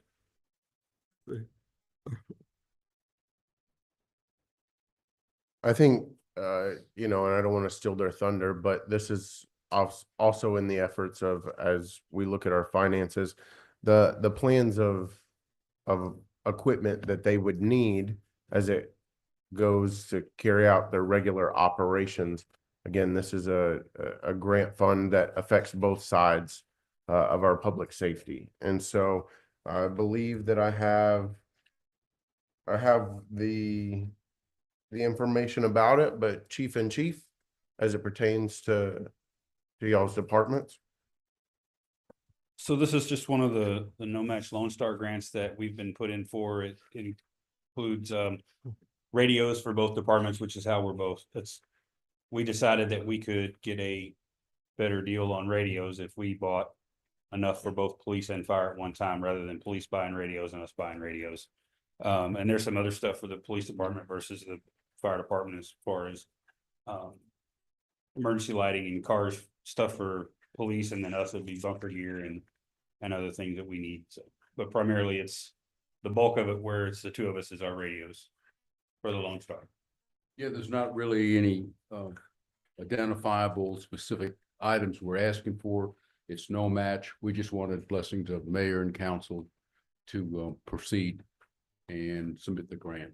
Again, a no match grant, nothing from us other than things we need. And we're very fortunate to have this grant. Very good. Any questions for our chiefs as it relates to item 9.2? I will add that we have won this grant in previous years, and this is a continuation housekeeping item to honestly to supplement the budget and the equipment that these two gentlemen, both of their departments need. And so whereas we won $100,000 in the Lone Star Grant Program in the previous year, as we apply for this is also the continuation and to fill up some of that equipment that needs to be replaced by attrition. Very good. Any questions? Hearing none, I will entertain a motion. So move. The second? Second. Any discussion? Hearing none, let's call for the vote. All those in favor? Aye. Any opposed? Thank you, gentlemen. 9.3, ARPA. Thank you, Mayor and Council. A number 2647 bid award for LM 24-16, approving the purchase of Durapatra P2 trailer from Monmouth Solutions Incorporated, utilizing allocated ARPA funds in the amount of $144,499. This is a trailer that will be used for pothole repair. This is part of our street maintenance project. Is that right? Mr. Pritchett? This is not only street maintenance project as it was set by this council in the past, but this is, as it has been discussed many a times, of how we utilize tools to put democracy in the hands of the people to volunteer what they wanted to see ARPA expenditures for. The top of which being fix our streets.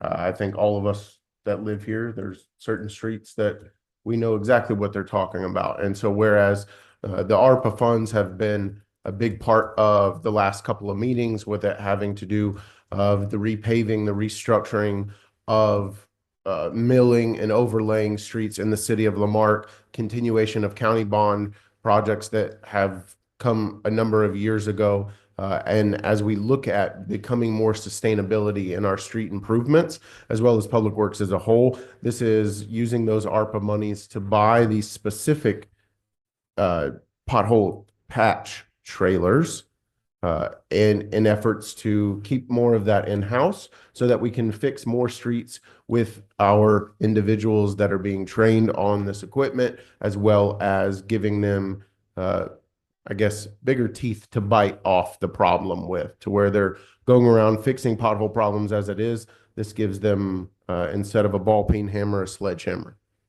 Very good. I will entertain a motion. So, city manager. Is that a motion? I got one.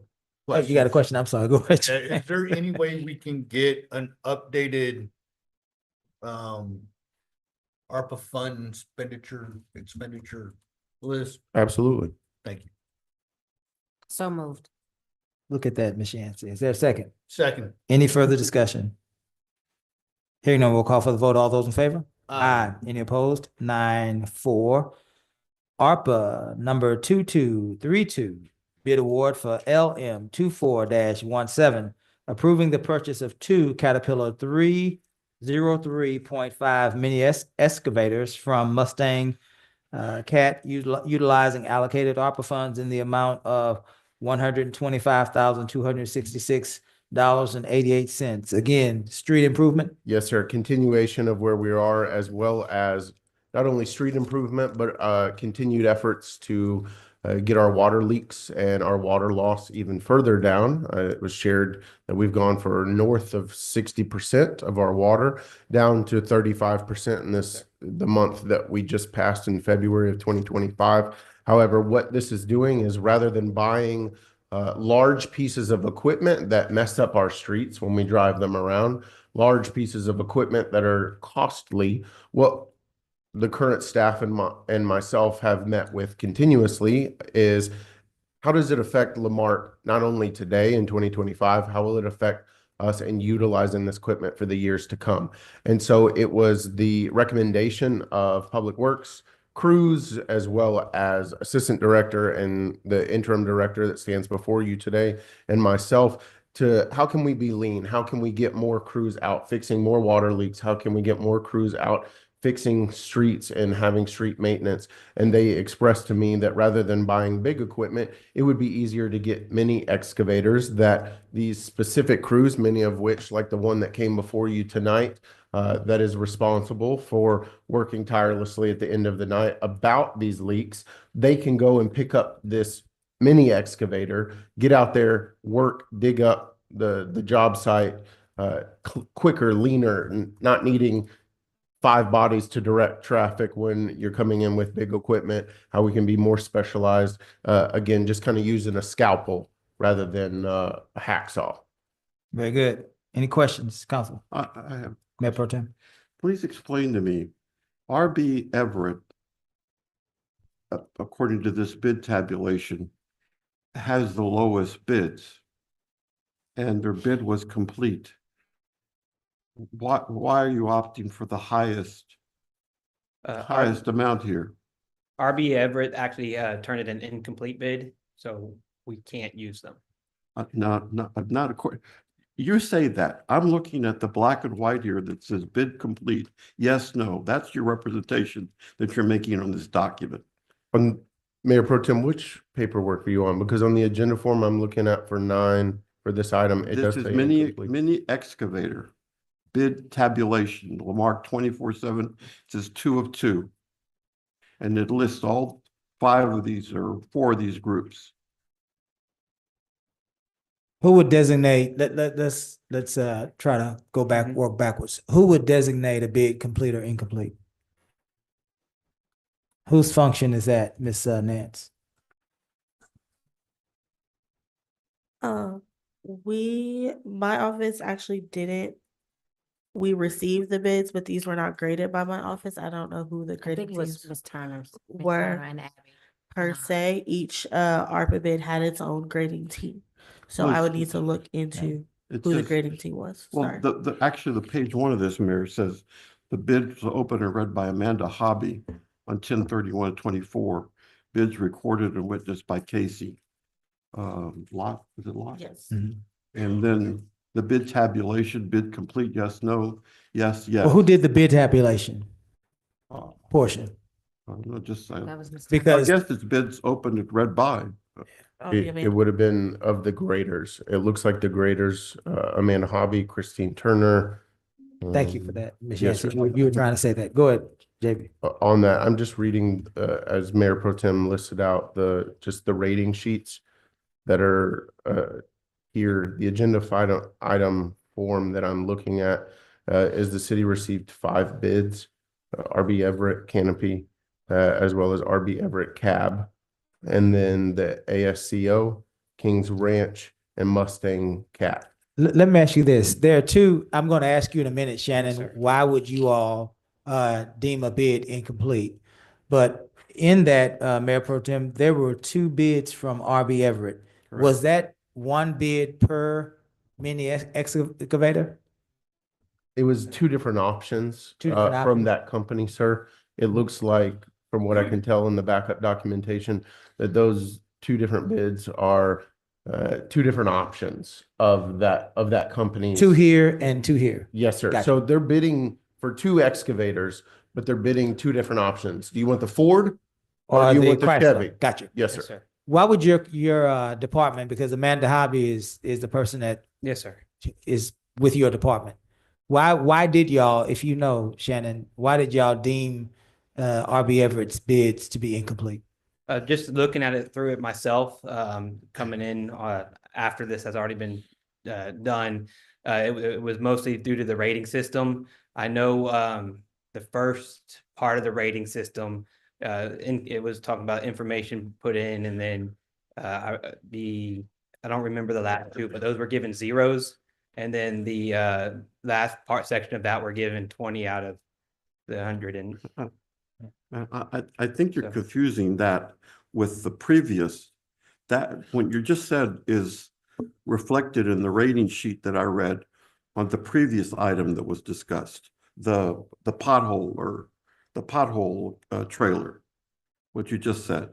But once again, I'm looking at this, it says bid complete, yes, no, yes, yes. King Ranch, there's a question mark, and the other 2, Mustang and ASCO, yes, yes. And ASCO doesn't even have an amount. Let's do this. It's on the agenda form right there. It has it on the city council agenda form with the bids. It refers to it as incomplete, right? Right. Shannon, could that have been because of the equipment, specifically the type of excavators that they bid does not meet the specifications? yes, sir, that could be a possible. Let's do this. Let's do this, JB. Let's move past this item, continue business. That will give you an opportunity to visit with your staff. We can bring this up before we leave. Is that agreeable with you, Joe? Yes, sir. Bring this back up before we leave to see what the real reason was to deem that company incomplete. Yes, sir. That way we won't speculate. We'll have the real answer, and the council can then decide based on that. Thank you.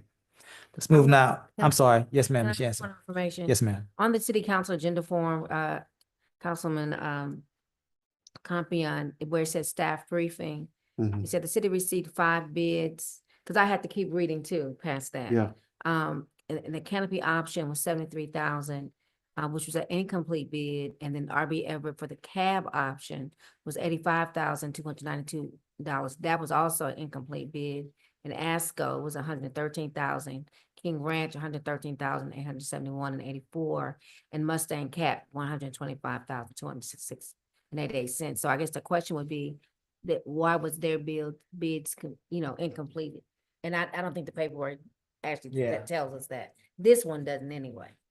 So Yeah. And I see yes, ma'am. The agenda form is where I was reading because it said incomplete, and I was seeing where Mayor Pro Tem was pointing out as well in the bid opening sheet, the documentation that he put on there as far as the amounts for RB Everett on both of their options there. Again, I think what we may be looking at is, again, because of the differences there, because there is a note on the bid opening sheet as well on those two options from that specific company. And that's why I asked the difference, because looking at the price tag, it almost seems like it's a different piece of equipment. Right. And so if Yeah. it is not the equipment that was outlined in the bid, but we will discuss Let's make that. sure, yeah, Yes, sir. let's get an answer. That way we can have the official answer so that we don't speculate. Yes, sir.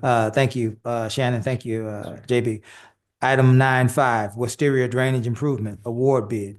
Awarding a contract for the Wisteria Drainage Improvements Project to Marque Services LLC in the amount of $535,088.50. Shannon, any news on that?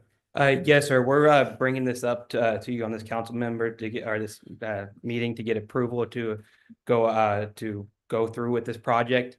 We had our bids come in. I do have Alex Severs with me from Grant Works. We also have Mark Havern from LJA on the line if there's any other questions that he may be able to answer. When the bids came in, we did have two bids come in on this. One from Marque Services for $535,088.50. The other one from ISJ Underground Utilities from $594,000.46. We're recommending Marque because of their not just their track record, but they did come in at the lowest bid on that. This project, we had a grant amount for $500,000 with a city match for $75,000. When the bids did come in higher than we initially were thinking they would, so we need to make a decision to either move forward with this project, pay it's going to be an extra $75,000 on top of the $75,000 that we already have the city match for, or we can look at the scope of work and minimize the area. We're looking at the area on Wisteria to improve the stormwater. With that, we could do a part of it and then the rest of it wouldn't be completed, which may not improve the drainage. It's fixing half of it, not the other half. Doesn't always improve the area. Or we could just say, we're not going to do this project at all and then eat the cost of the engineering, which is about, at the moment, it is $57,000. Yeah, no, I don't propose that we do that. Drainage needs to be repaired. Yes, sir. And that's been a problem in our city, especially and particularly over in the District D area. Council, I will entertain a motion. So moved. The second, I'll let you in, Joe. Is there a second? Second. Very good. Joe. Go over the numbers again. Here. What was allocated? So we were awarded the grant amount that we were awarded was $500,000. Okay. The city match of that is $75,000. Okay. Of the 500. Yes, sir. We're matching that. 75. Is that 500? $535,048 plus 75? Yes, sir. Yes, sir. So the 75,000 is our contribution. Yes, sir. But that's included in the 500,000. No, sir, it's not No, sir. included in that. That's what we were awarded, and we have to match that by 75,000. So aren't we within budget then if we're accepting this 535? I don't understand. Yes, sir. So the entire, sorry, Please. Yeah. the total budget for the project is 500,000. That is including the engineering and the administrative fees. Those, I can pull the numbers up in just a second. 49,000 for engineering fees for design and 8,000 for engineering fees for bidding. Correct. Construction is 18,000 as well. All the initial construction budget for the entire project, grant money is $389,600 plus the city's contribution of matching funds that was in the application of $75,000, bringing the budget for total construction to $464,600. And so that is where the delta, the other costs are pulled out of that. still not understand. I'm slow today. You started off by saying we were awarded $500,000. I mean, $500,000. But now you're saying we're actually awarded 389,000. So the construction is only a portion of the award. There is administrative fees and the engineering fees that have to come out of that 500. All right, now Yeah. for clarity purposes, that includes all. And so are you going to bring us a budget amendment to cover this difference? That is the And plan. Yes, identify sir. where we're coming? Okay. Yes, sir. And just so you know, Mayor Pro Tem, in preparations for the budget amendment that we knew we were gonna already have to have, we did set monies aside. This council set monies aside specifically that could be moved within the department easily that would cover these costs. And I just want to interject that in my opinion, this is since it deals with this area, this is something that could be taken from our utility. Yeah. Funds. Yeah. I see where you're going with that. Yeah. Very good point, Mayor Pro Tem. Anyone else? Hearing none, let's call for the vote. All those in favor? Aye. Any opposed? Show Miss Yancey stepped up. Thank you. May I ask a quick question? Yes, sir. When on these, this is ARPA? No. Oh, this is CDBG. Okay, yeah. So we have to spend the money and get reimbursed. Yes, sir. Yes, Yeah. Yeah. All right. Okay. Very good. 9.6, purchase of cameras, approving the purchase of body worn cameras, BWCs, and in-car cameras with Axon Enterprise Incorporated in the amount not to exceed $620,000. There's Lieutenant Andrews, and he's gonna pull that money out of his front pocket. I see it right there. But you wanted to talk to us about financing and funding, so go ahead. Yes, sir. And if I may, just kind of recapping what we talked about earlier.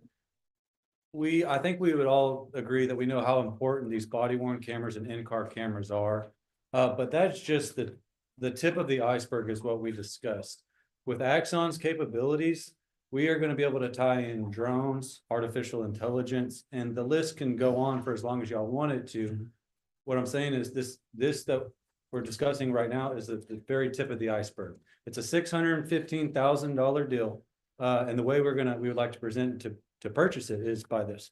You got the chunk of the money's $615,000. So right now, Alice Ashley, who has done a great job at obtaining multiple grants, if I understand it correctly.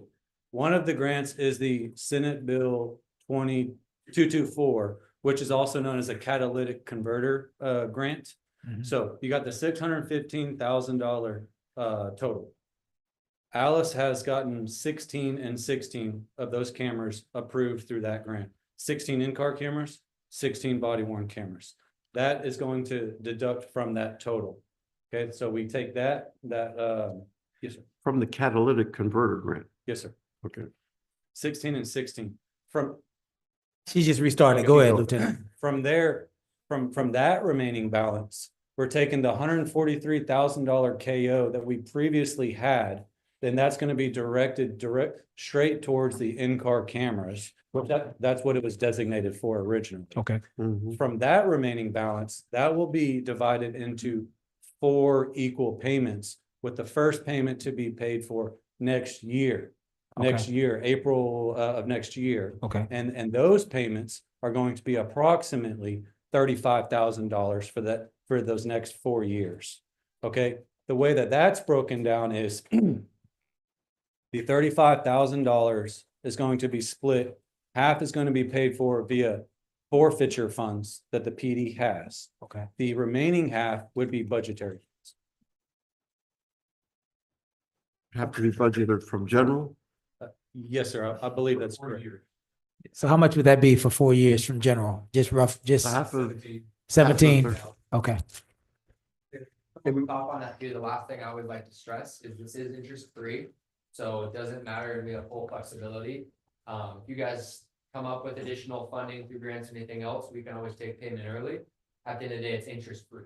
There's no penalty for early payment? No, sir, no penalty for anyone early payment at all. We're more than happy to be flexible on our end. Yeah. Again, we sell primarily to law enforcement is our main business, so. Very good. I'm sorry, Chief. I thought Mr. Pritchett wanted to say something. Did you want to say something? Well, there's a reason why the lieutenants were moved around. Lieutenant Anders is now our commander of our administration department for our police department. But the way that I was trying to commend you on that. I think you did a great job. But the way that he articulated the funding from that is because when we look at this holistically, again, what comes down to dollars and cents. And so the police having the bond money that it had from a few years ago, especially the way that it's laid out, I think, and we'll get into it of item 9.9 as well, but looking at the grant administrator aspect of this, to use the catalytic converter grant, to potentially Lone Star, to look at additional things to pay for such equipment that is, as to the presentation's point, outdated. And so whereas, us looking at all these funding sources, we're trying to compile a financial vessel, if you will, for all of the updates of the city, specifically for public safety as it comes to their equipment that has been talked about for a while, at least this past year, about how it's updated, and we finally are getting to the precipice of needing to make up some of the sins of the past. And so I commend them for doing this breakdown, but also wanted to articulate the reason why it's done this way and the reason why we're looking at grant funding as well as being matched with other options as well, is because we know that these are large purchases, but we are trying to alleviate as much as we can from the general fund. Yeah. They have vowed to use forfeiture funds. They have vowed to use other matching items, as well as to be aggressive in the future for additional ways to pay for this. As our rep from Axion said, they'll take payment early. So if we're awarded a grant that could be used to this to pay, our year 3 point a year ahead of the time, those are the efforts that we're trying to do to make sure that obviously we're not just inflating a budget, but rather being fiscally conservative when it comes to those items. Very good. Mayor Pro Tem. The catalytic And then converter. Chief, I'll bring you, I'm sorry. I'm sorry, the catalytic converter grant, we had been approved for that. Multiple years, yes, sir. Well, I know, but so the original use, are we jeopardizing the grant by now utilizing it for this? So we tried to do radios with it, because that was a really big expense and they wouldn't approve radios for it. So this was our second attempt and they approved it. They did approve this. They did approve this, right? Okay, Because it also ties into like what we really want to get into is a drone. Like, there's a dispatch for first responders that I'm pretty excited about. And so, when we get a call, the idea is a drone can immediately go to a call and give everybody live feed of what's going on. At the scene. Yeah. The other thing is our infrastructure, like with IT. We've got some updating to do with what they're doing. They will be maintaining all that. We don't, it's all in the cloud. We're not having to maintain things with our equipment. So it's all taken care of. Very good. So I got one question. If you said that Yeah. 2026, we're gonna pay $35,000 because our paperwork here says 118,000. So we have got enough grants and everything to already, once we pay the 143, that it's only 35 grand or 40 grand. Yeah, so before, when this was first written up, I believe, we didn't know for sure that we were gonna get the 224, but we have been approved since then. And so it leaves a balance of about 142,000 divided over 4 years. Gotcha. Anyone else? Very good. Thank you, gentlemen. I will entertain a motion. Is there a second? Second. Any further discussion? Hearing none, we'll call for a vote. All those in favor? Aye. Any opposed? 9-7. Thank you. Texas Police Chiefs Association Best Practices Accreditation Program, approving the agreement between the Lamarque Police Department's matriculation, yes, sir, into the Texas Police Chiefs Association Best Practices Accredited Program. And I believe Chief Aragon is on his way up. Welcome again, Chief. Mayor, council members, city manager. This is something we've been working on, Mayor, as you know, with the Safe City Initiative as part of our mantra is to get accredited, just like a hospital, a college, and we're there at this point. What you see is an agreement that needs to be signed by the city manager and myself. Essentially, to be accredited, the agreement signed, we already paid $500 a matriculation fee. Once this is approved and sent to the Police Chiefs Association, they will request the Texas Municipal League, TML, to pay the first year's funding, which is around $2,000. That's typically what they do because it's very cost saving for the cities that become accredited due to insurance purposes. So once this is signed, we get a letter back saying we're actually matriculated into the program. We have 2 years to complete accreditation, and we have to come up with meet 173 standards. So it's nothing but a win-win, and I believe we might be able to do it before 2 years. But we're working on it now. Been working on it for about a year, and I'm just so proud of the department that we'll be an accredited city, the police department eventually. 2 years. Well, we have 2 years once we get the contract back approved. Okay. We have 2 years to complete it. We'll probably do it, hopefully. Inside of that 2 in half years. the time. Yeah, good deal. Good deal. Congratulations, Chief. Thank you, sir. Any questions for Chief Argon as it relates to item 9.7? Yes, could you bring back some information so we'll know the percentages of police departments that have this accreditation? Can you bring that back? I mean, I you don't can have to get- tell me now, but can you get that information for our city manager? Yeah. Just so we can, I don't have. Just a reference, Chief. We'll talk about it. It's, I can get that figure for you. It's through the Police Chiefs Yeah. Association. Mr. Pritchett, if you can email that to the council, that way we will know. That's a good point. Ms. Yancey's bringing up. Yeah. So that we can advocate for it. It sends a message, Texas City's accredited, Lake City's accredited, all the cities that are on the move are doing that, and it's something we've been working on. I'm really proud that we. Have we ever been accredited before for this police? Have we? Yes, have the city? We've ever- never been accredited. The police department have not. I've done this with other cities, Right. with the international accreditation, which is a lot more time consuming and has around 500 standards. But the Texas has its own accreditation system through the Police Chiefs Association. Okay. And So we'll make history basically if we can Yes, get ma'am. accredited. Absolutely. Right. I thought I Absolutely. don't want to stop the vote. I just wanted to get some information. There you go. I will entertain a motion then, Ms. Yancey. So moved. Is there a second? Second. Any further discussion? Hearing none, we'll call for the vote. All those in favor? Aye. Any opposed? Thank you, Chief. thank you, Mayor. Item 9.8, Special Events Committee, determining a structure for a special events committee. This is something that I have asked to be placed on the agenda, council, because historically we have had an issue with organizing and executing our events. The amount of events that we have offered our constituency has grown over the years. The types of events have become more diverse. But the staff that is putting these events together has historically been very limited.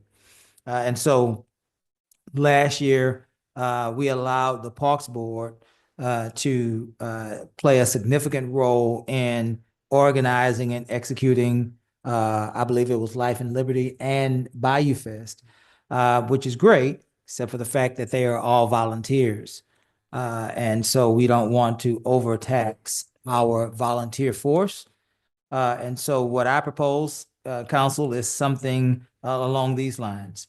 Certainly, we have stakeholders within our staff that these events mean a great deal to, and folks like our finance director who has to budget these events, Shannon, who has to have our public works director, who has to have personnel on location, Chief Argon and Chief Merriman, who have to have personnel on location at these events, as well as Mr. Alex Getty, who is our executive director, the executive director of our Economic Development Corporation, and they play a very instrumental part in bringing these events to pass. And so those 5 persons, obviously, the city manager would be the 6th person.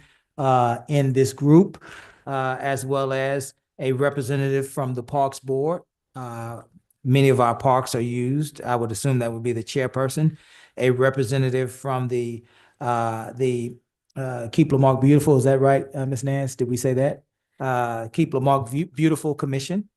And a representative from the Economic Development Corporation's Volunteer Board. I believe that was the other person. Is that right? Help me if I'm misstep. One of those I might have misstepped. Yes, so you, initially it was a person from the Economic Development Corporation's Board of Directors, and the internal stakeholder was the Communications Division. There it is. So let's scratch Alex. Thanks, Alex, for your brief service. Let's add Agatha, or a person from the Wait, communications. Is that, oh, okay, so that's Yeah. city communications. City's Okay, perfect, communications, yes. And the rest of them are accurate, is that right?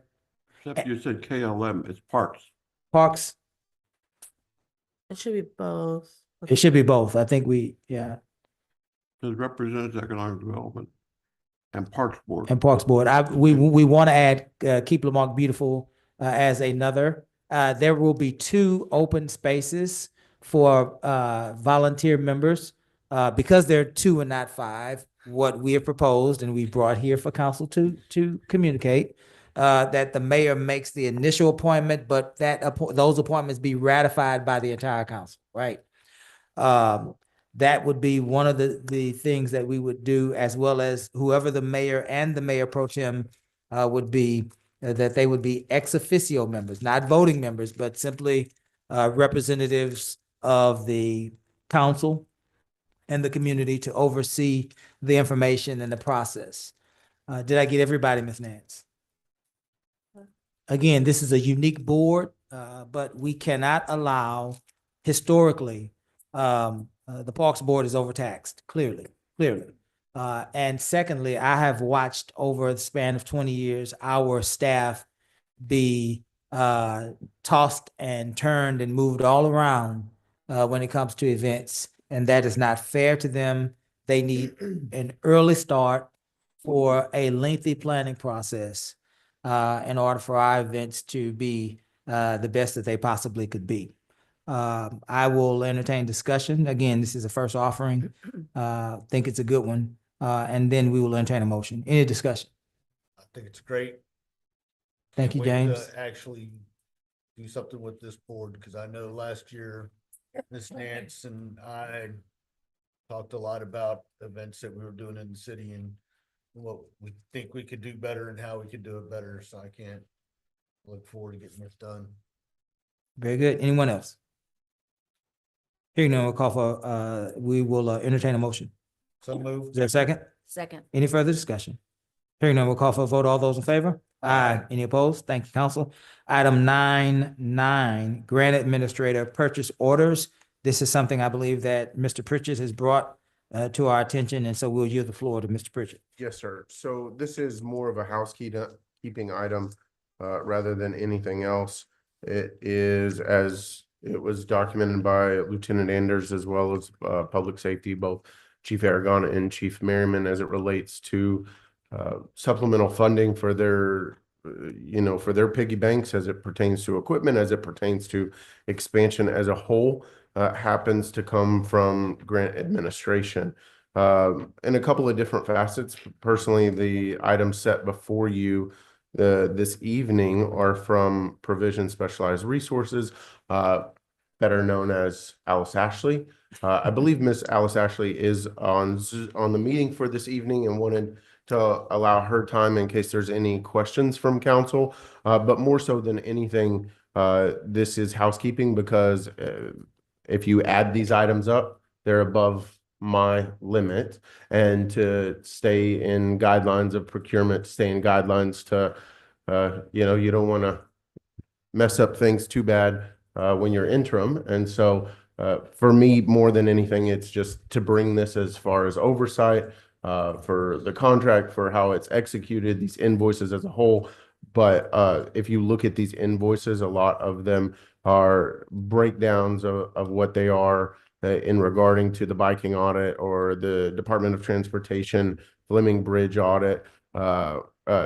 those types of grant applications. However, there are costs associated with that. And again, to stay within the guidelines of procurement, because it is going to one vendor, even though it's broken up, it goes against our purchasing guidelines. And so again, just a housekeeping item to bring this before the council this evening to make sure that we're just staying on the up and up.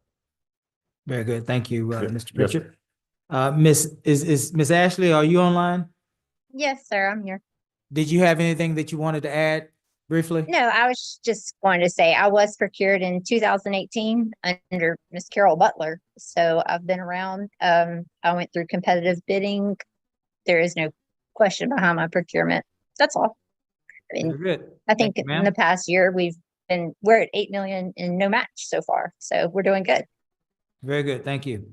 Any questions for Mr. Pritchard or Mrs. Ashley? Mayor Pro Tem, I see your hand. Yes, I do. So where's the Fleming Bridge? Where's that at? That's It's on the west side. It's I believe right when you cross under 45, right where Kelly's is, and you take to the right around where Texas Avenue comes to our ABC buildings. If you take that immediate left to go where on the backside of, is that Sunset or Ambrose? There's a assisted living facility right there in the corner. If you continue on, there's a small little bridge. It's technically not part of the road, but it is considered Galveston County Road and Bridge. And so what this, if you look at that item LMQ 51, the Fleming Bridge, what I believe this was, and Miss Alice, if you can correct me if I'm wrong, but an application to put that in for funding dollars that would go for the restructuring of that project. Because if you look on either side of that bridge, it has affected the road. With potholes and all of the above. And I believe what this application was for that parcel of that road, Mayor Pro Tem. Okay, I'll go look for it. I don't know where Fleming Bridge is. It's in your district. Correct. I know. And in the long run, I'm sorry, in the long run, come to find out, the US DOTD did not even have this bridge registered.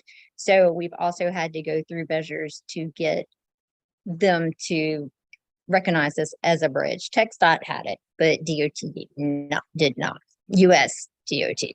Mayor Pro Tem, it sets just outside of 5105 Fleming Street. Okay. Is it going toward the new subdivision? Yes, sir. It's out in the back? Yes, sir. Okay, I know of a little street there then the next one, these grant application for 7,500 for streetlight addition. Where is this at? What is this? SS4A was citywide. It's through Department of Energy. DOJ has put that on hold as of this moment. Any EPA or energy grants have been put on hold as of right now, but that is to do solar lighting throughout the city using ADICO's lighting study. To do solar. So certain points, I believe it's 30, if my memory serves me, 30. Okay, so it'll be 30 solar lights that are self-sustainable themselves, and they are placed in 30 locations throughout the city, to where we have noticed a need for utilities and easements, as well as some of the dark corners that at this present moment in time do not have the infrastructure expansion. So we, as part of this grant funding, it allows 30 different locations of those self-sustained solar lights to be constructed, and those locations could be found if needed. Okay. And thank you for not charging anything for the Mahan Park walking trails. You're welcome. As well as the HGAC Justice Grant application that you have here, value on your time of $3,500. And there was another one. What is the Texas GLO Gomesa grant application? Highland Bayou Park Plan.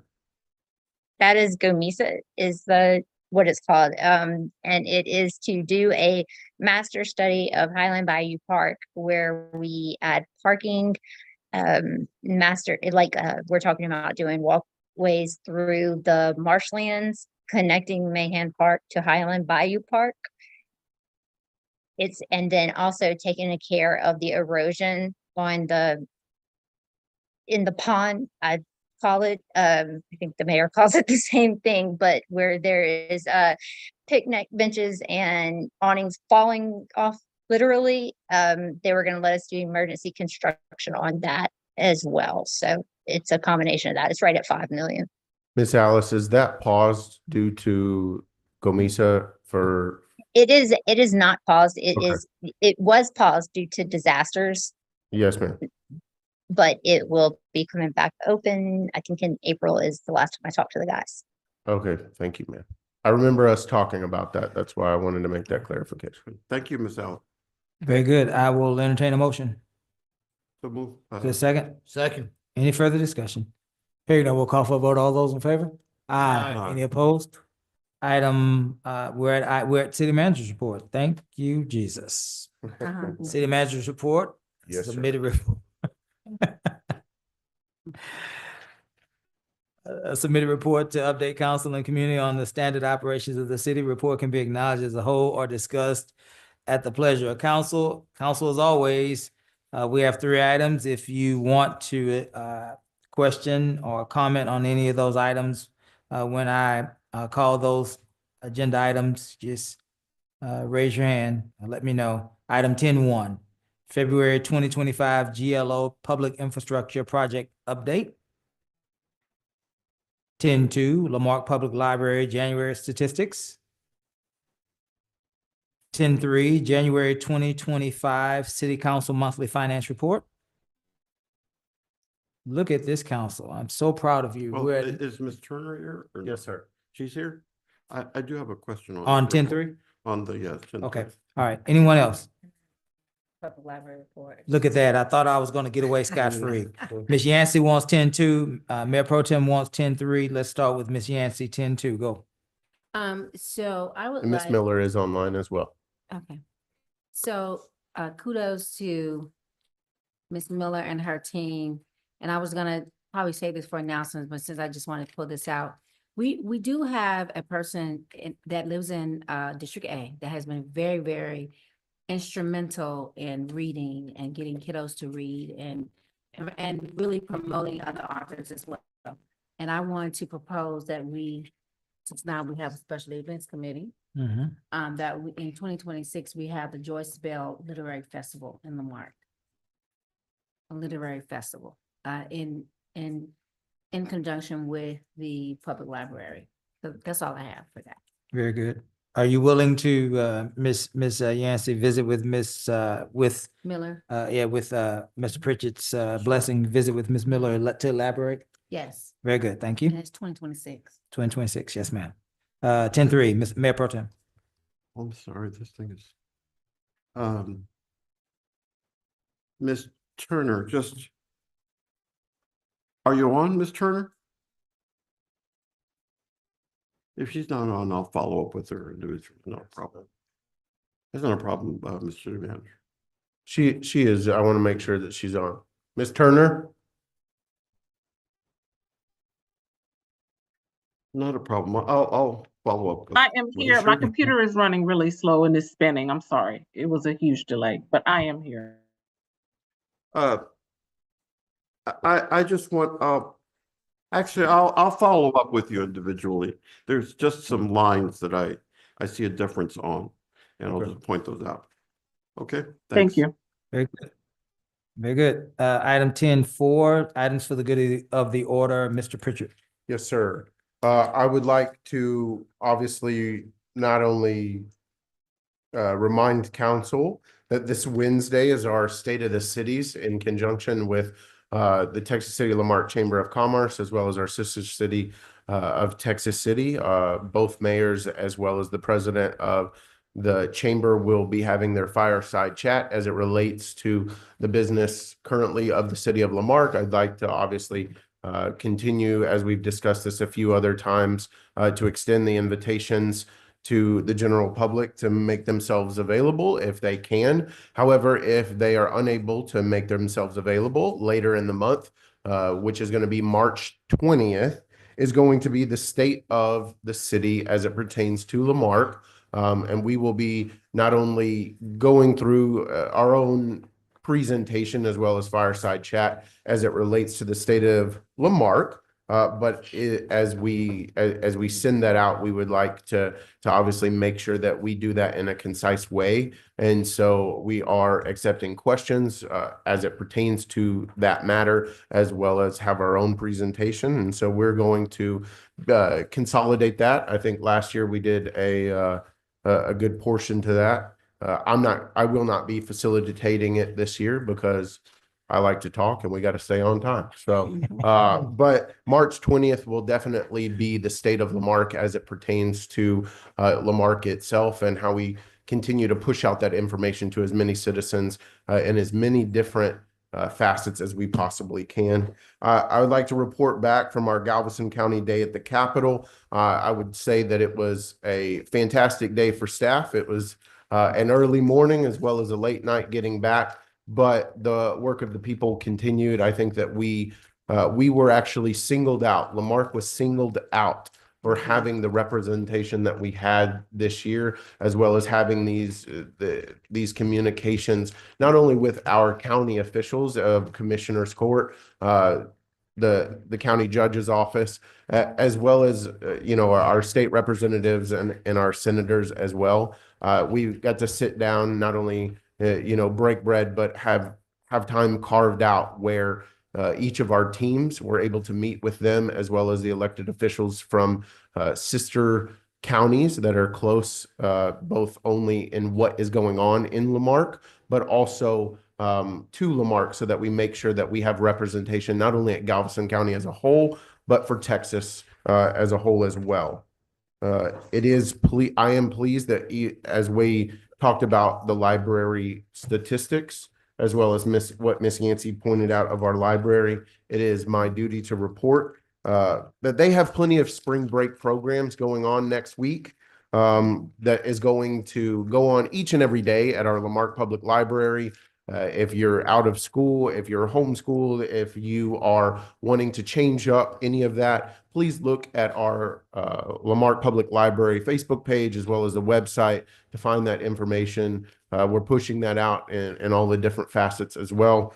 But the importance of that is it will be each and every day of spring break, and then it will culminate with a movie in the park on March 22nd. Also, March 21st and March 22nd is our sponsored event out at Mac McGaffey Highland Bayou Park for the BTR for Kids Cajun Throwdown that will be going on out there. And so that should be your next few weeks of calendared items. Thank you. Trash bash. Trash bash. Trash bash. I didn't forget this time. Thank you, Councilman Rock. But trash bash will also be at Mac McGaffey Highland Bayou Park on the 29th of this month. So please come out, help us clean up and beautify our bayou. I want to add to the trash bash. If anybody else has got magnet fishing stuff, please bring it out, because I plan on being magnet fishing during the trash bash and would like to have some help pulling metal stuff out of the water. Trash bash, are you referring to Texas Conservation Funds, rivers, lakes, bays, bayous trash bash? That's it. Yes, Okay. sir. Okay. And our communication team is not only handing out the English and Spanish flyers at prime locations throughout our city, but dispersing that information through all of our channels, including Channel 16, YouTube, Facebook, social media, all of the above. And the Cajun. Yes, ma'am. And the Cajun Throwdown. The Cajun Throwdown. the BTR for Kids Cajun Throwdown partnered with the Texas City Lamarck Chamber of Commerce. Mr. Tim Culp came last meeting, and so our partnership with them is obviously title sponsor for that. They're utilizing Mac McGaffey Highland Bayou Park. We obviously hope the economic footprint that comes from visitors from out of town, as well as having a great time here in the city of Lamarck this spring in the next few weeks on the 21st and the 22nd, that will be expressed to as many people to come out far and wide to join in that. They've been sold out of those cook teams for, I believe, at least a month now. So Yeah. they're looking to have a lot of out-of-town visitors. I think the residents of Lamarck, we can go out and show our support. Absolutely. Thank you, Mr. Pritchett. Council, it's 8:40. We have a couple of items in executive session. I don't believe that will be very long. And so I would be inclined to move to item 11. I know sometimes we make our announcements, our congratulations and so on and so forth before the executive session, but it doesn't appear that we'll be back very long. We are moving faster than we normally do. So let's Mayor, move to item. I forgot one item. I do Go ahead. apologize. No, you're fine. You're fine. We have the Easter egg hunt that our fire department is putting on. I believe Avery may have the information to put on there. It's going to be April 12th. And just as a reminder, what this will, the portion the fire department is putting on is a Easter egg hunt for blind and visually impaired children. So our fire marshal's office, where they are certified in arson investigation and investigating explosives and bombs, they've made these wonderful Easter egg hunts, Easter eggs that are for visually impaired and blind children. And so they emit an audible sound so that these children can be included in an Easter egg hunt. And we are spreading this as far as wide as we possibly can, not only in Galveston County, but we have had people in greater Houston contact our fire marshal's office with this to be included with that. If anything, we have always had a great Easter egg hunt in the city of Lamarck for our kids. We had it at Walter Feigl Park last year. And, in our after action review, we always talk about, well, we need more space because we outgrew it last year at Walter Feigl. Yeah. And obviously the hard work of Chief Merriman and his staff have said, well, how do we include others as well? How do we include more children? And so, they definitely had a heart to include the blind and visually impaired children and crafting a way that they could be involved in a fun and new technological way. And so this is a fantastic item that for us to bring before y'all and the public. And we're hoping that it is the best Easter egg hunt that this city has ever seen. Very good. Just to clear up, there will be a hunt for the visually impaired as well as our second annual community-wide Easter egg hunt for all children at the same time. Yes, sir. Okay. I just wanted to make sure that we all know that they will happen simultaneously. And I think the fire department has been fantastic because of this portion. It's taken a lot of effort to set that off. But as it's been outlined before this council this evening, the special event committee that has put together their first order of business is how we can improve upon what the work the fire department's doing. Very good. Chief, I don't think we need you. Thank you. He wants to show y'all. Oh, I'm sorry. That's why you brought him up. Yes. I thought you were here for questions. I'm sorry. Go ahead, Chief. So our fire marshal, we sent him to the ATF's post-blast investigation school. One I attended many, many years ago, and he got in contact with the International Association of Bomb Technicians and Investigators. One of their investigators, their child is deaf, is blind, and he came up with this device. It is a simple Easter egg. It has a speaker that runs off a 9-volt battery, and it emits a sound, and I'm going to light it off. So what we have done is on the 12th, we are going to section off a portion of McMcGaffey, and we are building these. The fire union donated most of the parts that we needed, and some other businesses in town have donated batteries and speakers, and the building of these eggs have come out of no tax dollars. Everything has been donated. We're going to section off a section of McMcGaffey, and we're going to put these out. And we've got a bunch of volunteers that are going to come out and chaperone these visually impaired children to go hunt Easter eggs. And we're going to trade these Easter eggs or Easter baskets with prizes in them. It's going to be at from 1 to 4 at McMcGaffey Highland Bayou Park. If anybody has a visually impaired child or knows one, have them get in touch with the wonderful Patty Hunter, our administrative assistant over at the fire department, and she will get you registered to attend this event. Very good. Thank you, Chief.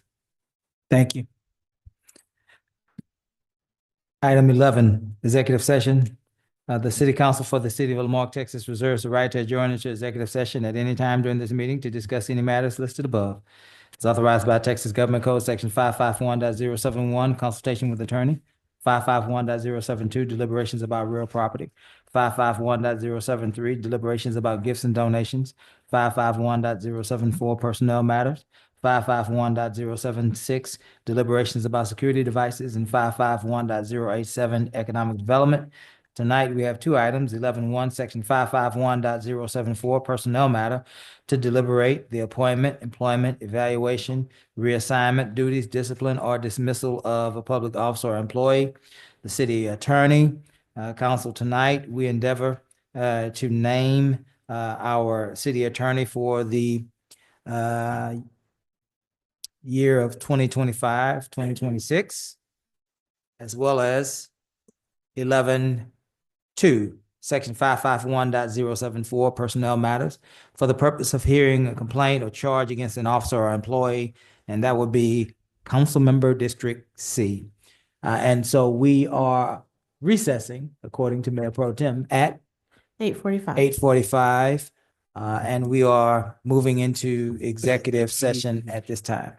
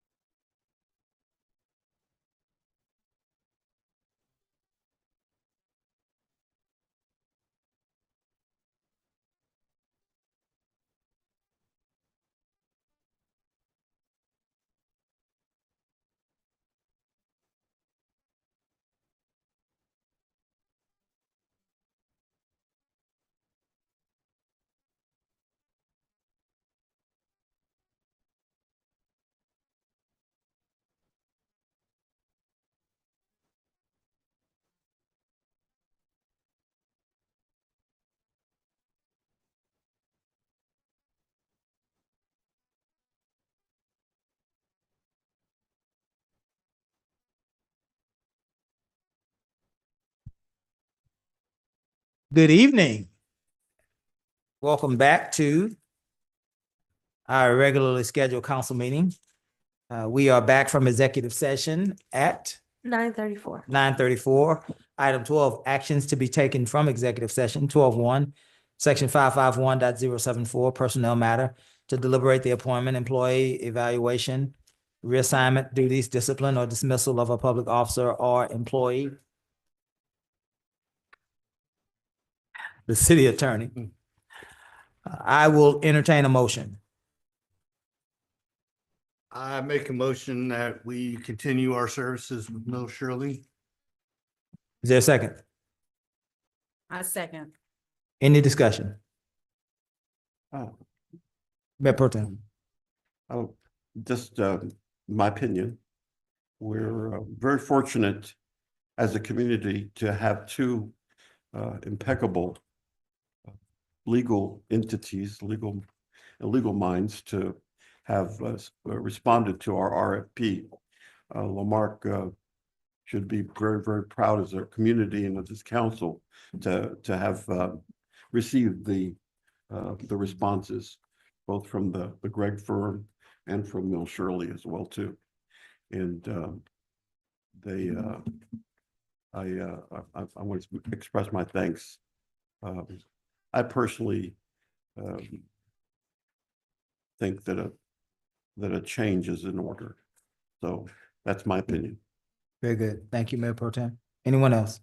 I do want to add that to that discussion. This was not an easy decision. I do think that we kind of made it clear that our expectations are going to be a lot bigger. But it's not to say that we won't be here again in another year.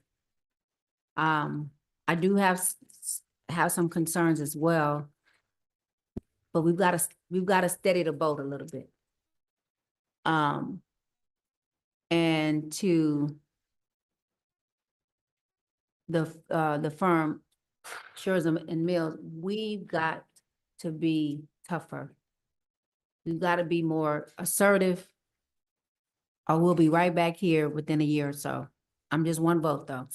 And it was and I concur with Councilman Compion that it was very tough because of both of them have stellar reputations. But we've got some things that we've got to complete. And we've got to stand firmer. And I think a message has been sent that we do not want the same old from any law firm. We definitely have to stand firm on the rule of law. And we've got to stand firm on our own charter as a city. And we're hoping, because we do have so much uncertainty with trying to find a new city manager and all of that. So we really kind of wanted, in my opinion, I'm just one person, to kind of keep the boat steady a little bit with what we know until we can make the final decision of who will be the city manager. So for me, it has to do more with that. And then who knows, we may be back at this position in 12 months. I'm not sure, but I do want to send a strong message. It's insanity when you keep doing the same thing and you want different results. If you want different results, you have to do something different. And so I'm hoping that we've sent a clear message that we have to have a higher standard of excellence from our current law firm that we have. That's all I have. Thank you, Ms. Yancey. Anyone else? Gus, I'll say this to you, Gus. It has been an eventful year. I don't think that there's a manual that outlines how you handle chaos. And I think that you have been overwhelmed with foolishness and chaos. And it's hard to swim in that. And so I applaud you for even attempting to swim. I will say this. You are not corrupt. You are not a member of a criminal enterprise. You are an attorney who is a partner at Mills Shirley. I think that's the oldest law firm in Texas. Yes. One of the most prestigious law firms in Texas. And you ought to be applauded for that. I think it is vulgar, barbaric, uncivilized to suggest that you are anything other than a hardworking attorney trying to do the right thing. Now, I will say, Mayor Pro Tem, I respect his opinion about change. I do know him well enough to know this has nothing to do with your criminal enterprise or anything like that. I think maybe it might be something different, and I think I know Ms. Yancey well enough to know it's not because you are the mastermind behind this criminal organization that one person calls the city of Lamarque. I think that we want a more assertive attorney, and I think that you've had to learn that not because you're a bad attorney, but because nobody signed up for chaos. Not him, not me, not her or him, or even the man in the green suit. Nobody signed up for chaos and craziness, right? But you have your marching orders. If you are voted in the affirmative, you know how this council feels about you. You know that there's work to do. Greg and Greg, we are honored that you all have blessed us with your presence. And certainly you are already in our city as our associate judge. And as you heard my colleagues say tonight, there perhaps might be an opportunity a year from now to revisit this. And so I'm inclined to move forward this next year myself with Mills Shirley. I believe that there's some unfinished business that firm has to offer this great city. Anyone else? Hearing none, we'll call for the vote. All those in favor? Aye. Any opposed? Nay. Thank you, Mayor Pro Tem. 12.2, Section 551.074, personnel matter. For the purpose of hearing a complaint or charge against an officer or employee, council member District C. I will entertain motions. So moved. What are the motions, Oh, I'm Ms. sorry. Yancey? Sorry, it's late. I move that we censure Councilman Lowry, District C, there you go. District C. For the charge for violating our council ethics and 5B. Could you please read 5B? Absolutely. So these are going to be the second and third paragraphs. Second paragraph of 5B dealing with council actions in unofficial settings. It is acceptable to publicly disagree about an issue, but it is unacceptable to make derogatory comments about other elected and appointed officers and their opinions and actions. The third paragraph. The elected and appointed officers are constantly being observed by the community every day that they serve in office. Their behaviors and comments should serve as models for proper deportment in the city of Lamarque. Honesty and respect for the dignity of each individual should be reflected in every word and action taken by the elected or appointed officer, 24 hours a day, 7 days a week. It is a serious and continuous responsibility.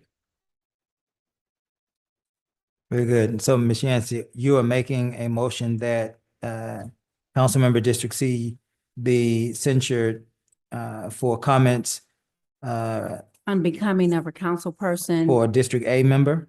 towards District Councilwoman District C. A.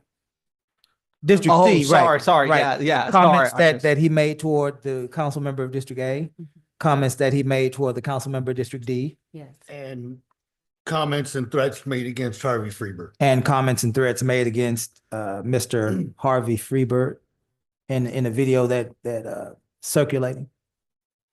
Is there a second? Did we get a second? No. Second. There's a second. Let's discuss who wants to go first. Chancy? Okay. For the last 30 days and really for the most of the last 4.5 years, but I will concentrate on what happened in the last 2 weeks. Of District C, council member routinely attacking my husband, my children, and our church and District A, and saying that we are a criminal district. We have all the crime happens in our district, which is not true. But specifically towards my husband with allegations of having babies out of wedlock. And it sounds so silly that I have to even say this, Mayor. But just very vulgar, very insane. And I am concerned about, we have to govern ourselves according to the charter. We set the standard. And I do not want anyone to think that you can come and be a part of this council and degrade each other like as what we have seen. And I know some people say, oh, it's on social media, but social media is like today's newspaper. And we, and as I've always said, have to set the standard and model the expectation. But I've told our fellow councilmen that what we do for one, we do for all. If we have to follow that standard, we all should follow that standard, and we should hold each other accountable. Now, with accountability comes responsibility. And he is responsible to represent his district. I live in his district. My husband is being criminally harassed by his own council person. And the only reason why he did not come to the public comments is because we had a dear friend to pass away this weekend, and we're still processing that. We have a right to live, but it's so consuming when people are calling you, your constituency, they're calling you. I really want to call out the citizens of Lamarque to stand up and hold the people you elected accountable to professionalism. So I've asked to censor this so that we can stop the nonsense, calling people crooks, criminals, and that's not true. It is just so disheartening that we don't have enough respect for the love of country and the love of our city. Our kids are watching what we do. And so that's why I'm requesting the censure, which would be his second one. And so our charter review committee, because of this new activity, we need to look at what our standards should be. And if you do not want to represent District C, then please step down. If you can't follow the rules, step down. If you can't follow the charter, step down. Do what's right in the eyes of the law. We are here to represent people, not use taxpayer money to every day hurt one another. You have no idea what we've gone through in executive meetings, trying to bring peace and restoration. Apologies have been made, but yet the behavior still continues. Enough is enough. Mayor, I was asked, does Lake City have a higher standard than the city of Lamarque? No, they do not. But what we do tonight will show where we stand when it comes to standard and excellence and expectation. We are the city of Lamarque. And yes, we do have a standard. And this is why I ask that we have rules, that we follow our own rules that we just passed. And I pray, I'm hoping, Mayor and Council, that this behavior will cease immediately. Or we may be here every 2 weeks. And I hope that we don't waste time doing that. Please represent the district that you were elected to do in a professional way. I'm asking, as a person that lives in District C, please represent the people and stop harassing the people. When you are elected, whether people voted for you or not, it is, you have to represent them because you won. Regardless of party, regardless of partisanship, you are supposed to represent the people. Represent the people. And please stop harassing the people, other people. I'm done. Oh. Thank you, Ms. Yancey. Mr. Ross. So I'm crook Lego boy right now as I get ready to do this. Thank you, Joseph. I appreciate that. I have Mayor Pro Tem and I shot down the first censure, tried to work hard with Joseph. I've got told by my better half not to worry about her mugshot being plastered on the internet. My daughter doesn't want to work in Galveston County because she feels threatened by Joseph. I called for the censure because of being 15 anti-psychotic medications is what was said in the video that has been taken down. That I'm a lost child and I've been promised something that never has been promised.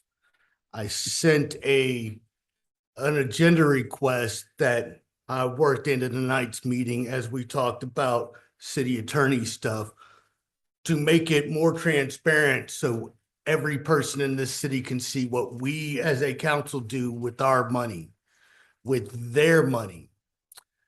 And in the reply emails, Joseph said I was doing illegal poker activities in the city. That's not what I do. I stay at home. I donate my 1 day a week to the VFW and help them put a meal out on a Wednesday night. Otherwise, I'm at home. I've been accused of living elsewhere in an undisclosed location. It's got to stop. So that is why I am seconding for the censure. We as a city need to move forward, move on, because we're done and over with. I've only got a few more months. You could just leave me alone. But it got so bad that I will have my day in court in May. So with that said, that's all I have to say about it. Very good. Mayor Pro Tem?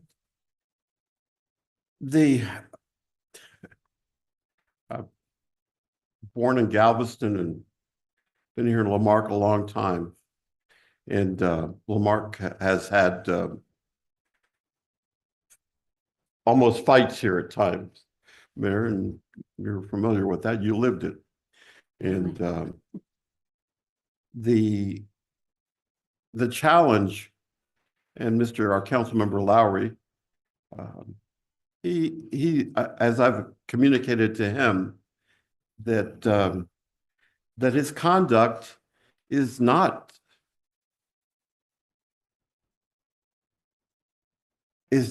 ethical, if you want to use that term, that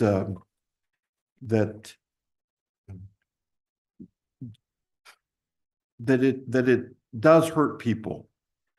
And especially when we bring in family members. I want to begin by also saying this, because I've expressed it to him, that I do not agree with what he does with other individuals. I encourage him to take out his grievances with me. Put whatever you want to, plaster whatever you do. I don't read it, number one. And if you like to read them, then believe whatever you want to. But as there was an old Italian mobster in New York who used to go around to prove to the feds that he was crazy by walking around, I think, Brooklyn in his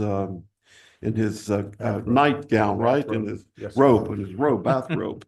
So the day that I start doing that, that's when you start taking pictures and talking about me, right?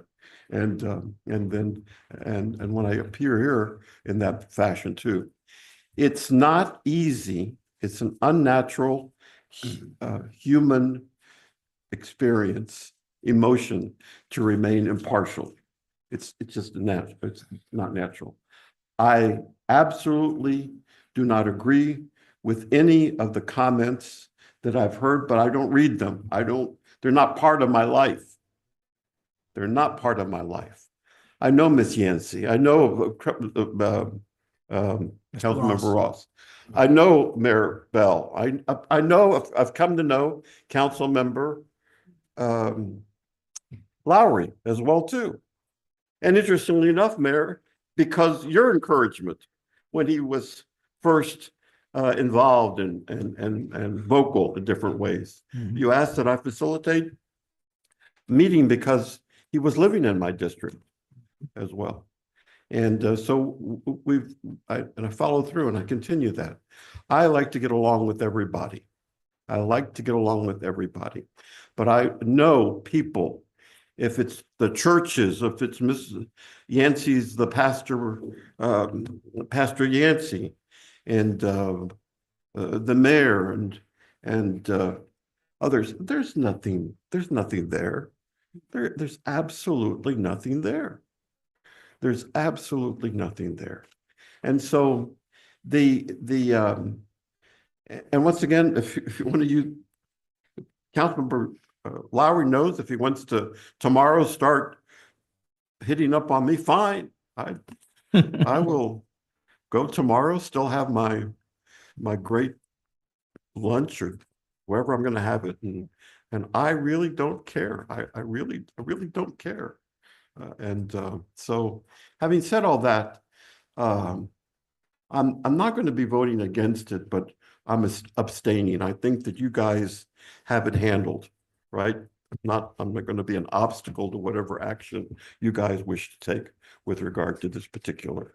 But I want to make very clear to Galveston County, to the state of Texas, that we have a dynamic group of individuals serving on this council, and that we tomorrow we'll have to continue trying to get along somehow. And I know Councilmember Yancey and Councilmember Lowry have a big task very soon, once the period closes, to accept resumes and applications for the city manager search. And both of them stepped up and worked to collaborate in that regard. So that's what it does come down to, collaboration. So I pray and hope that Councilmember Lowry has heard what I have to say and here publicly, because he's heard me privately, and we can get on with the business of the city and continue to be a city of that I grew up in. We all were respectful of each other. We like to cuss a little bit, but more importantly, we never hurt each other. We never hurt each other. And I fear that if we continue down this road, as has been rightfully said, I think by the mayor and others, perhaps some people are going to get hurt. Too much negative rhetoric may result in actions that physically are harming to individuals.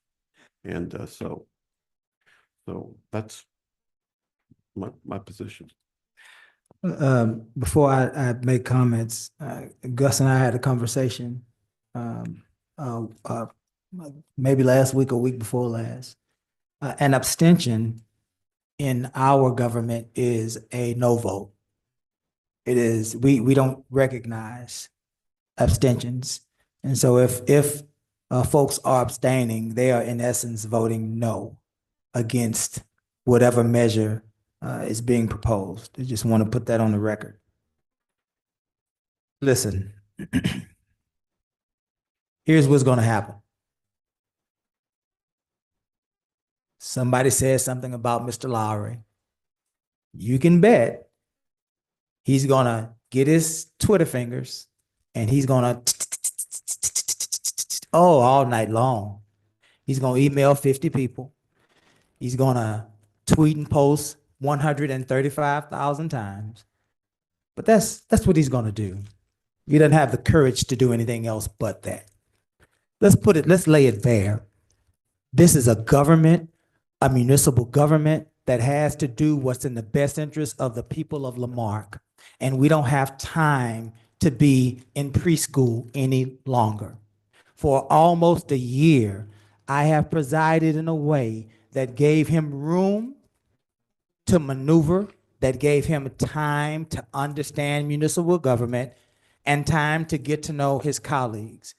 And yet, at every turn, there is nothing more than lies, false accusations, false innuendos, Facebook bullying, threats that he does not carry out because he will not carry anything out that has to do with any sort of physical activity, but he wants us to be scared of him. I'm not scared of him. I don't care what he posts about me. I wake up every morning the same way. I eat the same food. I do the same things every day, whether or not he calls me a criminal or he calls me a saint. I don't care because I know that if I would ask Mr. Lowry to step outside, well, we know what that's about. Here's the deal.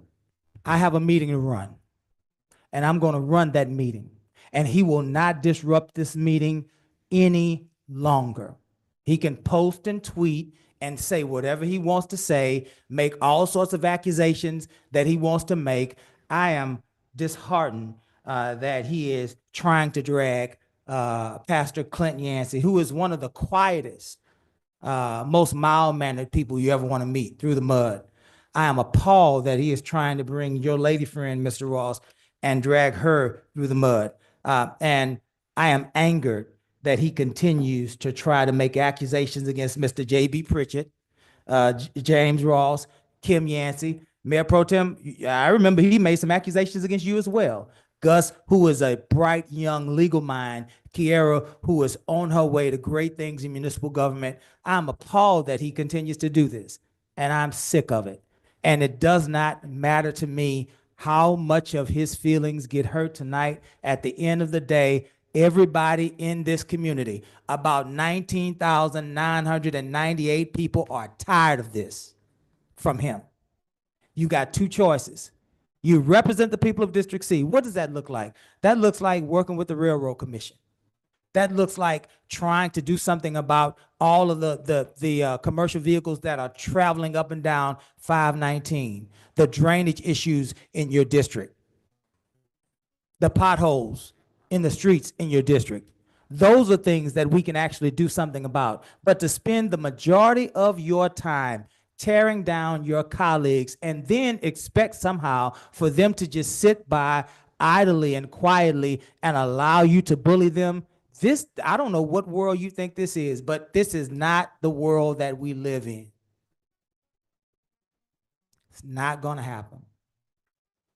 Tonight, I believe Mr. Lowry showed up, said something derogatory to Mr. Ross, and then went home. And then somebody showed up as bail for prison online trying to disrupt the meeting. But wouldn't you know, when we talked about that person being prosecuted, that ended. And then somebody showed up as Joseph Lowry online. Did you notice that bail for prison and Joseph Lowry never showed up at the same time? Enough is enough. Nobody's scared of you. You're going to, if you want to come and be a part of this government, you are welcome. If you want to come and discuss the police department, the fire department, billing, coding, EDC, the city manager's actions and activities as they relate to him trying to do his job, let's do that. If you want to try to bully people for the sake of bullying, you're not going to bully me, and it sounds like tonight you're not going to bully us, anybody up here. That's the invitation. Come in as a District C representative and work toward the betterment of the city of Lamarque. If you don't do that as the presiding officer in these meetings, you will continuously be cut off. Now, anybody got anything else? Very good. I believe we're up to a vote. All those in favor say aye. Aye. Any opposed? Mayor Pro Tem, we do realize that you are abstaining from this. Item 13, requests and announcements. The City Council for the City of Lamarque, Texas reserves the right to adjourn an executive session. That's not what that is.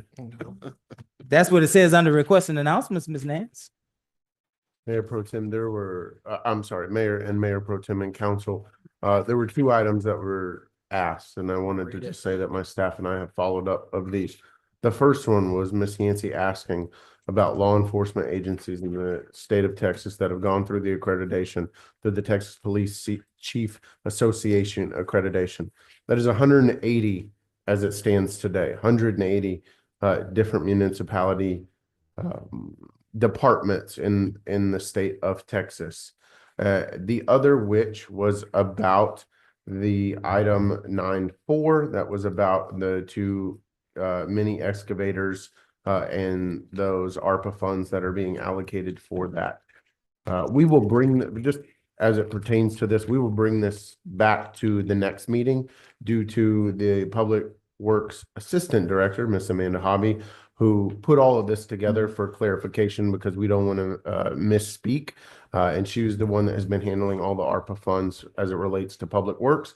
But as what I was told by my staff in regards to these, those incomplete bid notations were due to the fact of those bids did not meet the full RFP qualifications in regards to the resources that they needed to provide for their background, the resources that they needed to provide for their references, and that was a stipulation of the RFP.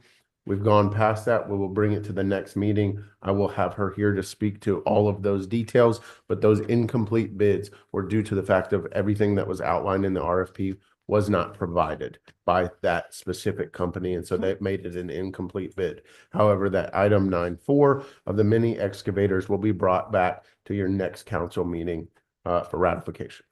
You said how many law enforcement agencies? 180 in the state of Texas have gone through the Texas Police Chiefs Association accreditation, which is what Chief Aragon brought before y'all this evening. Very good. What do you have for me to read on the items This is a good will. for requests? Thank you, Joe. Request and announcements, request by mayor and council members of items placed on future city council agendas and announcements on city events, community interest, Texas Government Code 551.415B.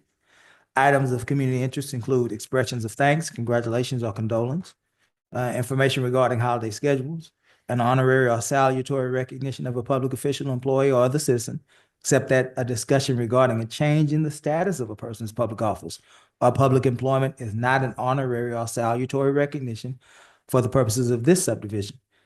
4, a reminder about an upcoming event organized or sponsored by the governing body. And 5, information regarding a social, ceremonial, or community event organized or sponsored by an entity other than the governing body that was attended or scheduled to be attended by a member of the governing body or an official, employee of the municipality or county. And 6, announcements involving an imminent threat to the public health and safety of the people in the municipality or county that has arisen after the posting of the agenda. Let's start with Mr. Ross. I just want to reiterate, March 29th, come out, help clean up Mac McGaffey Park. Can't wait to work with you with the Easter eggs, Chief. That's gonna be so much fun. Been a long night, ready to go. Thank you. I just want to recognize Women's Month. The month of Women's International Month is March as well. We want to recognize that. I know I mentioned to you about the Joyce Bell Literary Festival for 2026, but I also want to see, because I don't think we have anything named after women at all in our city, any buildings, anything like that. I don't think, streets, I'm not sure, but just putting it out there. We've talked about naming the public library after Geraldine Sam, but we've never named anything after Kay Bailey Hutchinson, who's a daughter of Lamarque. And I would propose maybe when the music arena comes, that maybe we can name that, because she already has a convention center named after her in Dallas. Maybe we can ask the developer about naming the music arena after her, who was, I believe she was the first female senator of Texas. Yes, ma'am. Okay. And I still want to honor those 3 women for Women's Month. And if I'm not on the council, I've set that seed, right? So maybe we can do that. I do think it's time to honor the people who have set a good path for us.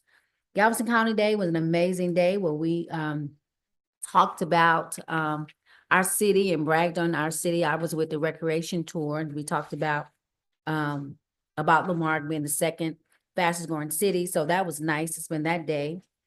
The Juneteenth gala is coming up, so we got to make sure, I guess, the special events committee gets on that, so we don't feel rushed like we have. That has already begun. Okay, Yes, ma'am. very good.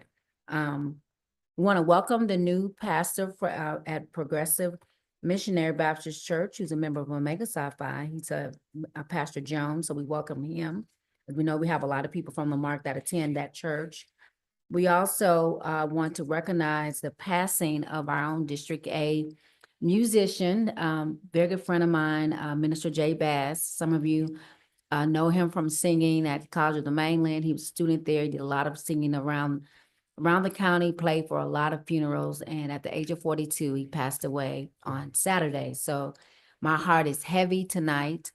And I guess that's why I'm so big on talking about standards, because time is precious, and your family and friends, you need that time to love on them and love on each other, not be in such discord. But we want to tell his family who's here from Lufkin that we're praying for them, as he was probably one of the most prolific gospel musicians in our area, and he had been here for the past 14 years.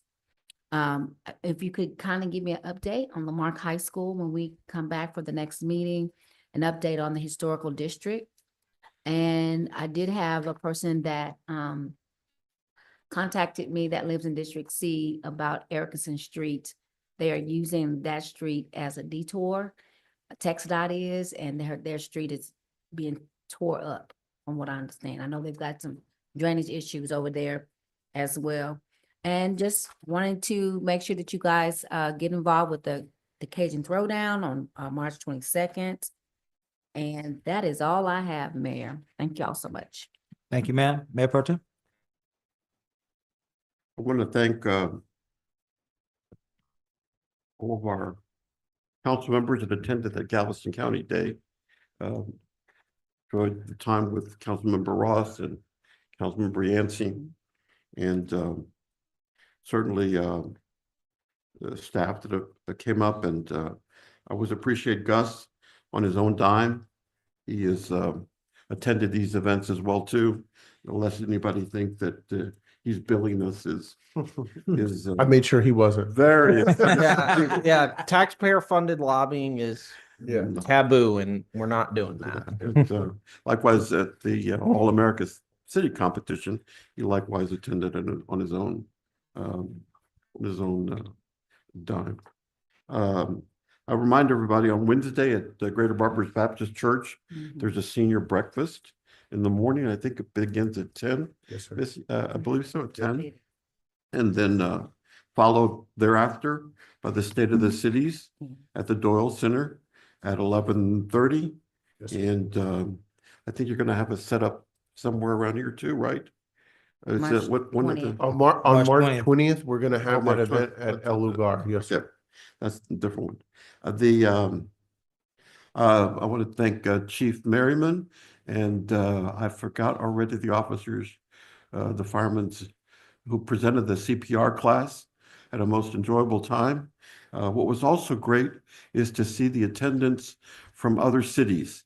Hitchcock, I believe, Dickinson, some residents from there, and I hope that you continue that effort and it'll expand in terms of its attendance. And I'll make sure to get the word out as well too. The DOT presentation, please reach out. I hope that we can hear from them, updates. And as a future item, I'd like to get some research done and feedback also on this issue of load limits for our city streets. We also, with the high school construction, are seeing a lot of 18-wheelers coming up and down the asphalt part of Duro. We already know that the sewer line has collapsed, and it's only adding additional pressure to the road over there too, on that side. That's all I have, Mayor. Thank you.